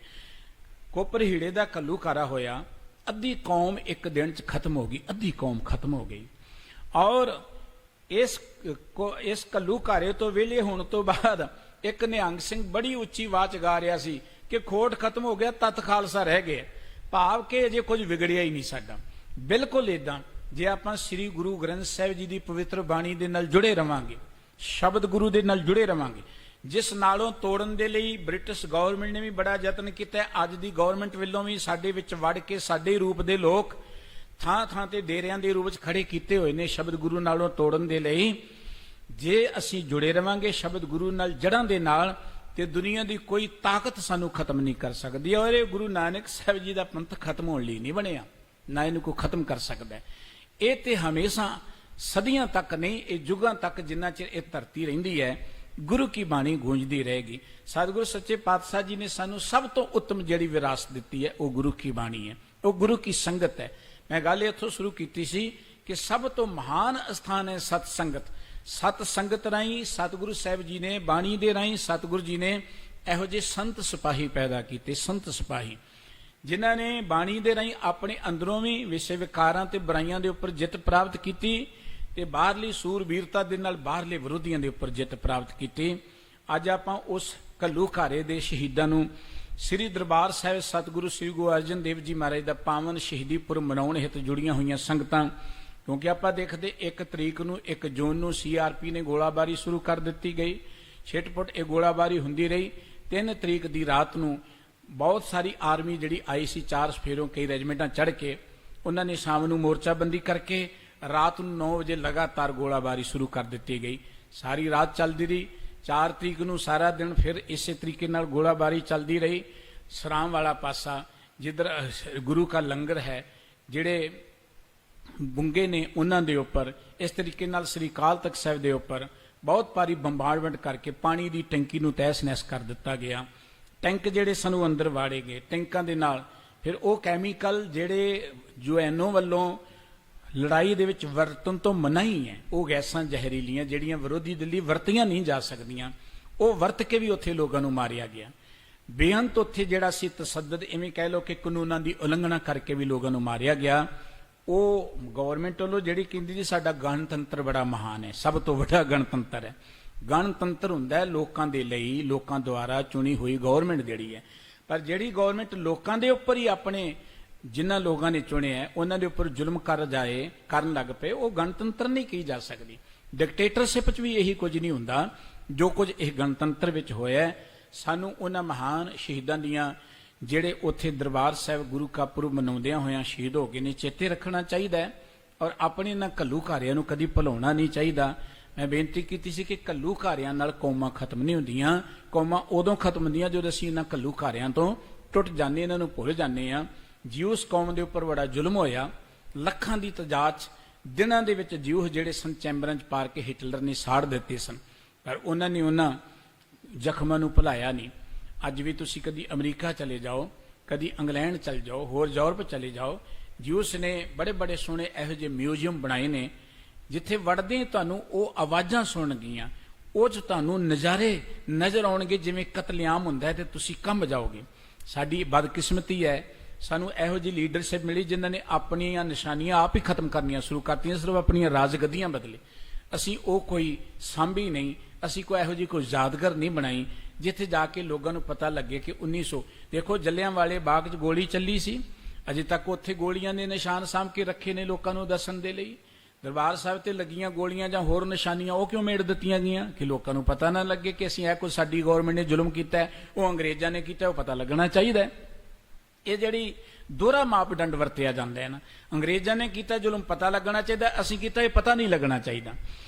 ਕੋਈ ਜ਼ੁਲਮ ਕਰਦਾ ਉਹਨੂੰ ਆਪਣੇ ਮੀਡੀਆ ਤੇ ਦਰਜ ਕੇ 2 4 10 ਗੁਣਾ ਨਸ਼ਰ ਕਰੋ, ਪਰ ਅਸੀਂ ਕਰਦੇ ਤਾਂ ਉਹਨੂੰ ਦਬਾ ਦਿਓ, ਕਿਸੇ ਨੂੰ ਪਤਾ ਨਹੀਂ ਲੱਗਣਾ ਚਾਹੀਦਾ। ਇਹ ਕਾਹਦਾ ਲੋਕਤੰਤਰ ਹੈ? ਇਸ ਕਰਕੇ ਸਾਨੂੰ ਜਾਗਰੂਕ ਹੋਣ ਦੀ ਲੋੜ ਹੈ, ਆਪਣੇ ਵਿਰਸੇ ਨਾਲ ਜੁੜੀਏ, ਆਪਣੇ ਬੱਚਿਆਂ ਨੂੰ ਜੋੜੀਏ, ਤੇ ਸ਼ਹੀਦਾਂ ਦਾ ਜਿਹੜਾ ਖੂਨ ਹੈ ਉਹ ਕਦੀ ਅਕਾਰਥ ਨਹੀਂ ਜਾਂਦਾ। ਗੁਰੂ ਨੇ ਸਾਨੂੰ ਜੋ ਮਹਾਨ ਮਾਰਗ ਦਿੱਤਾ ਹੈ ਉਹ ਹੈ ਗੁਰਬਾਣੀ, ਸਤ ਸੰਗਤ ਦੇ ਰਹੀ ਆਪਾਂ ਉਹਦੇ ਪਿਆਰ ਜੁੜੀਏ। ਗੁਰੂ ਸਾਹਿਬ ਜੀ ਕਹਿ ਰਹੇ ਸਨ ਕਿ ਪ੍ਰਮਾਤਮਾ ਦੇ ਪਿਆਰ ਜੁੜਨ ਦੇ ਲਈ ਸਭ ਤੋਂ ਵੱਡਾ ਥਾਂ ਹੈ ਕਿ ਅਕਾਲ ਮੂਰਤ ਹੈ ਸਾਧ ਸੰਗਤ ਕੀ, ਠਾਹਰ ਨੀਕੀ ਧਿਆਨ ਕੋ। ਧਿਆਨ ਕਰਨ ਦੇ ਲਈ ਅਕਾਲ ਮੂਰਤ ਦਾ ਸਭ ਤੋਂ ਵੱਡੀ ਠਾਹਰ ਵਧੀਆ ਜਿਹੜੀ ਉਹ ਹੈ ਸਾਧ ਸੰਗਤ। ਬਾਣੀ ਮੰਤਰ ਮਹਾਪੁਰਖਨ ਕੀ ਮਨੈ ਉਤਾਰਨ ਮਾਨ ਕੋ। ਸਤਿਗੁਰੂ ਜੀ ਕਹਿੰਦੇ ਜਿਹੜੀ ਮਹਾਪੁਰਖਾਂ ਦੀ ਬਾਣੀ, ਗੁਰੂ ਸਾਹਿਬਾਨ ਦੀ, ਭਗਤ ਜਨਾਂ ਦੀ, ਸਤਿਪੁਰਖਾਂ ਦੇ ਜਿਹੜੇ ਬਚਨ ਨੇ, ਇਹ ਮੰਤਰ ਹੈ ਸਾਡੇ ਅੰਦਰੋਂ, ਇਹ ਉਪਦੇਸ਼ ਹੈ ਸਾਡੇ ਅੰਦਰੋਂ ਹਉਮੈ ਦੀ ਮੈਲ ਨੂੰ ਉਤਾਰਨ ਦੇ ਲਈ। ਸਾਡੇ ਅੰਦਰ ਜਿਹੜੀ ਮੈਲ ਹੈ ਜਾਂ ਸਾਡੇ ਅੰਦਰ ਜਿਹੜਾ ਹੰਕਾਰ ਹੈ ਜਿਸ ਕਰਕੇ ਅਸੀਂ ਪ੍ਰਮਾਤਮਾ ਨਾਲੋਂ ਟੁੱਟ ਗਏ ਹਾਂ, ਉਸ ਅਹੰਕਾਰ ਨੂੰ ਉਤਾਰਨ ਦੇ ਲਈ ਗੁਰਬਾਣੀ ਹੀ ਸਭ ਤੋਂ ਵੱਡਾ ਮੰਤਰ ਹੈ। ਗੁਰੂ ਕਾ ਉਪਦੇਸ਼ ਸਭ ਤੋਂ ਵੱਡਾ ਗੁਰਬਾਣੀ ਹੈ। ਖੋਜ ਲਿਓ ਨਾਨਕ ਸੁਖ ਥਾਨਾ, ਹਰ ਨਾਮ ਬਿਸਰਾਮ ਕੋ। ਧੰਨ ਗੁਰੂ ਅਰਜਨ ਦੇਵ ਜੀ ਮਹਾਰਾਜ ਕਹਿੰਦੇ ਨੇ ਕਿ ਭਾਈ ਸੁੱਖਾਂ ਦਾ ਅਸਥਾਨ ਲੱਭ ਲਿਆ ਸੀ। ਖੋਜ ਲਿਓ ਨਾਨਕ ਸੁਖ ਥਾਨਾ, ਇਹ ਨਾਨਕ ਜੀ ਸੁੱਖਾਂ ਦਾ ਥਾਂ ਲੱਭ ਰਿਹਾ। ਉਹ ਸੁੱਖਾਂ ਦਾ ਥਾਂ ਹੈ ਸਤ ਸੰਗਤ, ਉਹ ਸੁੱਖਾਂ ਦਾ ਥਾਂ ਹੈ ਹਰ ਨਾਮਾ ਬਿਸਰਾਮ ਕੋ। ਸਤ ਸੰਗਤ ਦੇ ਰਾਹੀਂ ਜਦੋਂ ਨਾਮ ਵਿੱਚ ਸੁਰਤ ਟਿਕੀ, ਉਹ ਨਾਮ ਵਿੱਚ ਸੁਰਤ ਟਿਕਣਾ ਜਿਹੜਾ ਇਹ ਸੁੱਖਾਂ ਦਾ ਅਸਥਾਨ ਹੈ। ਸਤਿਗੁਰੂ ਜੀ ਨੇ ਕਿਹਾ ਸੀ ਸੁਖ ਨਾਹੀ ਬਹੁਤੇ ਧਨ ਖਾਟੈ, ਸੁਖ ਨਾਹੀ ਪੇਖੇ ਨਿਰਤ ਨਾਟੈ, ਸੁਖ ਨਾਹੀ ਬਹੁ ਦੇਸ ਕਮਾਏ, ਸਰਬ ਸੁਖਾਂ ਹਰਿ ਗੁਣ ਗਾਏ। ਬੰਦਿਆ ਸੁਖ ਧਨ ਚ ਨਹੀਂ ਹੈ, ਜਾਂ ਦੁਨੀਆ ਦੇ ਰੰਗ ਤਮਾਸ਼ਿਆਂ ਚ ਨਹੀਂ ਹੈ, ਰਾਜ ਗੱਦੀਆਂ ਜਾਂ ਰਾਜ ਭਾਗ ਵਿੱਚ ਨਹੀਂ ਹੈ, ਇਹ ਤੇ ਸਾਡੀਆਂ ਲੋੜਾਂ ਨੇ ਸੰਸਾਰਕ। ਪਰ ਜਿੱਥੋਂ ਤੱਕ ਸੁਖ ਦਾ ਸੰਬੰਧ ਹੈ ਉਹ ਸੁਖ ਹੈ ਪ੍ਰਮਾਤਮਾ ਦੇ ਨਾਮ ਵਿੱਚ। ਤੇ ਗੁਰਬਾਣੀ ਕਹਿੰਦੀ ਜੇ ਤੂੰ ਸੁਖ ਚਾਹੁੰਦਾ ਸਦਾ ਨਾਮ ਦੇ ਨਾਲ ਜੁੜ, ਸਭ ਸੁਖ ਦਾਤਾ ਰਾਮ ਹੈ, ਦੂਸਰ ਨਾਹਿਨ ਕੋਏ। ਧੰਨ ਗੁਰੂ ਅਰਜਨ ਦੇਵ ਜੀ ਕਹਿੰਦੇ ਹੋ ਮਨਾ ਸੁੱਖਾਂ ਦੀ ਖਾਤਰ ਐਵੇਂ ਕਾਹਨੂੰ ਇੱਧਰ ਉੱਧਰ ਭੱਜਾ ਫਿਰਦਾ ਹੈ, ਐਵੇਂ ਲੋਹ ਵਿੱਚ ਪੈ ਕੇ ਦੁਆਰੇ ਦੁਆਰੇ ਭਟਕ ਰਿਹਾ ਹੈ। ਜੇ ਤੂੰ ਸੁੱਖ ਮੰਨਣਾ ਉਹ ਇੱਕੋ ਇੱਕ ਥਾਂ ਹੈ, ਈਤ ਊਤ ਪ੍ਰਭ ਸਦਾ ਸਹਾਈ, ਜੀ ਸੰਗ ਤੇਰੇ ਕਾਮ ਕੋ। ਇੱਥੇ ਉੱਥੇ ਹਰ ਥਾਂ ਤੇ ਸੁੱਖ ਦੇਣ ਵਾਲਾ ਪ੍ਰਮਾਤਮਾ ਹੈ, ਤੇ ਪ੍ਰਮਾਤਮਾ ਤੋਂ ਬਿਨਾਂ ਹੋਰ ਕਿਸੇ ਨੇ ਤੇਰੇ ਜੀ ਦੇ ਕੰਮ ਨਹੀਂ ਆਉਣਾ, ਕਿਸੇ ਨੇ ਤੇਰਾ ਸਾਥ ਨਹੀਂ ਦੇਣਾ। ਸਾਥ ਨਿਭਣ ਵਾਲਾ ਕੇਵਲ ਇੱਕ ਪ੍ਰਮਾਤਮਾ ਦਾ ਨਾਮ ਹੈ। ਤੇ ਸਤਿਗੁਰੂ ਸਾਹਿਬ ਜੀ ਕਹਿੰਦੇ ਤੂੰ ਜਿੰਨੇ ਯਤਨ ਕਰਦਾ ਦੇਖ ਤੇਰੀ ਭਟਕਣਾ ਹੋਰ ਵੱਧਦੀ ਚਲੀ ਜਾਂਦੀ ਹੈ। ਦੇਖੋ ਮਨੁੱਖ ਛੋਟੀ ਜੀ ਪਦਵੀ ਲੈ ਲੈ, ਕਹਿੰਦਾ ਹੋਰ ਅੱਗੇ ਚਲਿਆ ਜਾਵਾਂ, ਹੋਰ ਅੱਗੇ ਚਲਿਆ ਜਾਵਾਂ, ਦੂਜਿਆਂ ਨੂੰ ਖਤਮ ਕਰ ਦੇਵਾਂ। ਥੋੜਾ ਜਿਹਾ ਧਨ ਆ ਜਾਏ ਫਿਰ ਸੈਸ ਕਿਤੇ ਲੱਖ ਕੋਟ ਧਾਵੇ ਵਾਲੀ ਗੱਲ ਹੋ ਜਾਂਦੀ ਹੈ। ਪਰੇ ਤੋਂ ਪਰੇ ਤ੍ਰਿਸ਼ਨਾ ਵੱਧਦੀ ਚਲੀ ਜਾਂਦੀ ਹੈ। ਮਨੁੱਖ ਦੀ ਉਸਤਤ ਸੁਣੀ ਸ਼ੁਰੂ ਹੋ ਜਾਏ, ਬੰਦਾ ਕਹਿੰਦਾ ਹੋਰ ਵਧਣਾ ਚਾਹੀਦਾ ਹੈ, ਅਡੰਬਰ ਮੇਰਾ ਜਿਹੜਾ ਹੋਰ ਲੋਕਾਂ ਦੇ ਵਿੱਚ ਮੇਰੀ ਚਰਚਾ ਹੋਣੀ ਚਾਹੀਦੀ ਹੈ। ਰੱਬ ਨੇ ਸਾਨੂੰ ਜਿੰਨੀ ਉਮਰ ਦਿੱਤੀ ਹੈ ਉਹਦੇ ਹੁਕਮ ਚ ਆਓ, ਔਰ ਉਹਨੂੰ ਪਤਾ ਹੈ ਅਸੀਂ ਕਿੰਨਾ ਚਿਰ ਧਰਤੀ ਤੇ ਰਹਿਣਾ, ਜਿੰਨਾ ਚਿਰ ਉਹਨੂੰ ਵਧੀਆ ਲੱਗਾ ਉਹਨੇ ਰਹਿਣ ਲਈ ਸਾਨੂੰ ਭੇਜ ਦਿੱਤਾ ਹੈ। ਪਰ ਇਹਨੀ ਉਮਰ ਲੈ ਕੇ ਆਪਾਂ ਕਹਿੰਦੇ ਹੋਰ ਅੱਗੇ ਵਧਣੀ ਚਾਹੀਦੀ ਹੈ, ਹੋਰ ਸਾਡੀ ਜਿਹੜੀ ਉਮਰ ਲੰਮੀ ਹੋਣੀ ਚਾਹੀਦੀ ਹੈ। ਇਹ ਸਾਡੇ ਅੰਦਰ ਜਿਹੜੀ ਹੈ ਨਾ ਪਰੇ ਤੋਂ ਪਰੀ ਦੀ ਗੱਲ ਤੁਰੀ ਚਲੀ ਜਾਂਦੀ ਹੈ। ਸਤਿਗੁਰੂ ਸਾਹਿਬ ਜੀ ਕਹਿੰਦੇ ਬੰਦਿਆ, ਤੇਰੇ ਮਨ ਦਾ ਇਹ ਖਲਾ ਜਿਹੜਾ ਨਾ ਭਟਕਣਾ, ਇਹ ਮੁਕਣੀ ਨਹੀਂ ਹੈ। ਕੇਵਲ ਇੱਕ ਤਰੀਕਾ ਹੈ ਕਿ ਅੰਮ੍ਰਿਤ ਨਾਮ ਪ੍ਰੀਤ ਮਨੋਹਰ, ਉਹ ਪਰਮ ਪਿਤਾ ਵਾਹਿਗੁਰੂ ਜੀ ਜਿਹੜਾ ਮਨ ਨੂੰ ਮੋਹ ਲੈਣ ਵਾਲਾ ਹੈ, ਉਹਦਾ ਜਿਹੜਾ ਨਾਮ ਅੰਮ੍ਰਿਤ ਹੈ ਨਾ, ਇਹ ਤੈਨੂੰ ਤ੍ਰਿਪਤੀ ਦੇ ਸਕਦਾ ਹੈ। ਇਹ ਤੇਰੇ ਮਨ ਦੇ ਇਸ ਵੈਕਮ ਨੂੰ ਪੂਰੀਆਂ ਕਰ ਸਕਦਾ ਹੈ, ਖਲਾ ਨੂੰ ਪੂਰੀਆਂ ਕਰ ਸਕਦਾ ਹੈ, ਤੇਰੇ ਅੰਦਰੋਂ ਇਸ ਬੇਚੈਨੀ ਦੀ ਅਵਸਥਾ ਨੂੰ ਮੇਟ ਸਕਦਾ, ਤੈਨੂੰ ਸੰਤੁਸ਼ਟੀ ਦੇ ਸਕਦਾ ਹੈ। ਤੇ ਬੰਦਾ ਕਹਿੰਦਾ ਜੀ ਰੱਬ ਨਾਲ ਧਿਆਨ ਹੀ ਨਹੀਂ ਜੁੜਦਾ, ਕਰੀਏ ਕੀ, ਕਿੱਥੇ ਜਾਈਏ? ਮਨ ਵਾਲੇ ਪਾਸੇ ਮਨ ਨੂੰ ਲਾਉਨੇ, ਰੱਬ ਵਾਲੇ ਪਾਸੇ ਜਾਂਦਾ ਹੀ ਨਹੀਂ। ਤੇ ਸਤਿਗੁਰੂ ਜੀ ਕਹਿੰਦੇ ਰੱਬ ਵਾਲੇ ਪਾਸੇ ਜੇ ਤੂੰ ਧਿਆਨ ਨੂੰ ਜੋੜਨਾ, ਉਹ ਸਭ ਤੋਂ ਵਧੀਆ ਠਾਹਰ ਪਤਾ ਕਿਹੜੀ ਹੈ? ਸਾਧ ਸੰਗਤ। ਸਤ ਸੰਗਤ ਵਿੱਚ ਆ ਜਾ, ਅਕਾਲ ਮੂਰਤ ਹੈ ਸਾਧ ਸੰਗਤ ਕੀ ਠਾਹਰ ਨੀਕੀ ਧਿਆਨ ਕੋ। ਵਾਹਿਗੁਰੂ ਜੀ ਦੇ ਪਿਆਰ ਵਿੱਚ ਜੁੜਨ ਦੇ ਲਈ ਸਭ ਤੋਂ ਵਧੀਆ ਠਾਹਰ ਹੈ ਪਰਮ ਪਿਤਾ ਪਰਮਾਤਮਾ ਦੇ ਪਿਆਰ 'ਚ ਜੁੜਨ ਦੇ ਲਈ, ਉਹ ਹੈ ਸਤ ਸੰਗਤ। ਸਤ ਸੰਗਤ ਵਿੱਚ ਆ। ਹੁਣ ਸਤ ਸੰਗਤ ਵਿੱਚ ਆ ਕੇ ਕੀ ਮੈਂ ਐਵੇਂ ਬੈਠਾ ਰਿਹਾ ਧਿਆਨ ਜੁੜ ਜਾਏਗਾ? ਸਤ ਸੰਗਤ 'ਚ ਆ ਕੇ ਮੈਂ ਗੱਲਾਂ ਹੀ ਕਰਦਾ ਰਿਹਾ ਧਿਆਨ ਜੁੜ ਜਾਏਗਾ? ਜਾਂ ਸਤ ਸੰਗਤ 'ਚ ਆਇਆ ਮੈਂ ਦਰਸ਼ਨ ਕੀਤੇ ਚਲਿਆ ਗਿਆ, ਕੀ ਇਦਾਂ ਧਿਆਨ ਜੁੜ ਜਾਏਗਾ? ਸਤਿਗੁਰੂ ਜੀ ਕਹਿੰਦੇ ਨਹੀਂ, ਸਤ ਸੰਗਤ 'ਚ ਆਇਆ, ਅਗਲੀ ਗੱਲ ਬਾਣੀ ਮੰਤਰ ਮਹਾਪੁਰਖਨ ਕੀ ਮਨੇ ਉਤਾਰਨ ਮਾਨ ਕੋ। ਧਿਆਨ ਜੁੜਦਾ ਕਿਉਂ ਨਹੀਂ? ਕਿਉਂਕਿ ਅੰਦਰ ਮੈਲ ਹੈ, ਮਨ ਤਾਂ ਨਹੀਂ ਟਿਕਦਾ। ਉਹ ਮਨ ਦੀ ਮੈਲ ਨੂੰ ਉਤਾਰਨ ਦੇ ਲਈ ਗੁਰੂ ਕੀ ਬਾਣੀ ਸਭ ਤੋਂ ਵੱਡਾ ਮੰਤਰ ਹੈ। ਮੰਤਰ ਦੇ ਨਾਲ ਜਿਵੇਂ ਕੋਈ ਚੀਜ਼ ਆਪਾਂ ਸਿੱਧ ਕਰਦੇ ਆ, ਜੋਗੀ ਲੋਕ ਕਹਿੰਦੇ ਮੰਤਰ ਨਾਲ ਸਭ ਪੜ੍ਹਦੇ ਨੇ, ਉਹਨਾਂ ਕੋਲ ਗਾਰੜੂ ਮੰਤਰ ਹੁੰਦਾ ਹੈ। ਸਤਿਗੁਰੂ ਜੀ ਕਹਿੰਦੇ ਜੇ ਮਨ ਨੂੰ ਕਾਬੂ ਕਰਨਾ ਹੈ ਤੇ ਇਹ ਜਿਹੜੀ ਗੁਰੂ ਕੀ ਬਾਣੀ ਸਭ ਤੋਂ ਵੱਡਾ ਮੰਤਰ ਹੈ।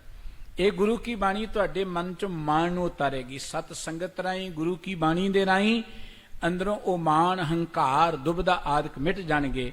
ਤੇ ਸਤਿਗੁਰੂ ਜੀ ਕਹਿੰਦੇ ਫਿਰ ਤੁਹਾਨੂੰ ਪਤਾ ਲੱਗੇਗਾ, ਖੋਜ ਲਹਿਓ ਨਾਨਕ ਹਰ ਥਾਨਾ, ਨਾਨਕ ਸੁਖ ਥਾਨਾ, ਹਰ ਨਾਮਾ ਵਿਸਰਾਮ ਕੋ। ਇਹ ਭਾਈ ਸਤ ਸੰਗਤ ਵਿੱਚ ਆ ਕੇ ਗੁਰੂ ਕੀ ਬਾਣੀ ਦੇ ਰਾਹੀਂ ਉਹ ਜਿਹੜਾ ਨਾਮ ਲੱਭ ਲਿਆ, ਜਿਹੜਾ ਸੁੱਖਾਂ ਦਾ ਘਰ ਹੈ, ਸੁੱਖਾਂ ਦਾ ਥਾਂ ਹੈ, ਨਾਮ ਵੀ ਜਦੋਂ ਸੁਰਟੇਗੀ। ਸਤਿਗੁਰੂ ਸਾਹਿਬ ਜੀ ਮਹਾਰਾਜ ਨੇ ਸਾਨੂੰ ਮਨ ਨੂੰ ਸੰਬੋਧਨ ਕਰਕੇ ਉਪਦੇਸ਼ ਸਾਨੂੰ ਸਾਰਿਆਂ ਨੂੰ ਦਿੱਤਾ ਹੈ, ਭਈ ਸੁੱਖਾਂ ਦੀ ਇੱਧਰ ਉੱਧਰ ਭਟਕਣ ਦੀ ਲੋੜ ਨਹੀਂ ਹੈ। ਸਭ ਤੋਂ ਵਧੀਆ ਥਾਂ ਸਤ ਸੰਗਤ ਹੈ। ਸਤ ਸੰਗਤ ਰਾਹੀਂ, ਬਾਣੀ ਰਾਹੀਂ ਆਪਣੀ ਸੁਰਤ ਨੂੰ ਪ੍ਰਮਾਤਮਾ ਦੇ ਪਿਆਰ ਵਿੱਚ ਜੋੜੀਏ, ਇਹੀ ਸੁੱਖਾਂ ਦਾ ਥਾਂ ਹੈ, ਇੱਥੋਂ ਹੀ ਸੁੱਖ ਮਿਲਣੇ। ਸਤਿਗੁਰੂ ਸਾਹਿਬ ਜੀ ਬਖਸ਼ਿਸ਼ ਕਰਨ, ਗੁਰੂ ਕੇ ਇਹ ਪਵਿੱਤਰ ਬਚਨ ਸਾਡੇ ਹਿਰਦੇ 'ਚ ਵਸਣ ਜੀ। ਇੰਨੀਆਂ ਬੇਨਤੀਆਂ ਪ੍ਰਵਾਨ ਕਰਨੀਆਂ, ਭੁੱਲ ਚੁੱਕ ਦੀ ਖਿਮਾ। ਸਤਿਗੁਰੂ ਜੀ ਸਮੂਹ ਸੰਗਤ ਨੂੰ ਆਪਣੇ ਦਰੋਂ ਕਰੋ ਨਾਮ ਬਾਣੀ ਦਾ ਪਿਆਰ ਬਖਸ਼ਣ, ਘਰਾਂ ਵਿੱਚ ਸੁਖ ਸ਼ਾਂਤੀ ਅਤੇ ਚੜ੍ਹਦੀ ਕਲਾ ਦੀ ਦਾਤ ਬਖਸ਼ਣ ਜੀ। ਪਿਆਰ ਸਹਿਤ ਸਾਰੇ ਹੀ ਬੁਲਾਓ। ਵਾਹਿਗੁਰੂ ਜੀ ਕਾ ਖਾਲਸਾ, ਵਾਹਿਗੁਰੂ ਜੀ ਕੀ ਫਤਿਹ।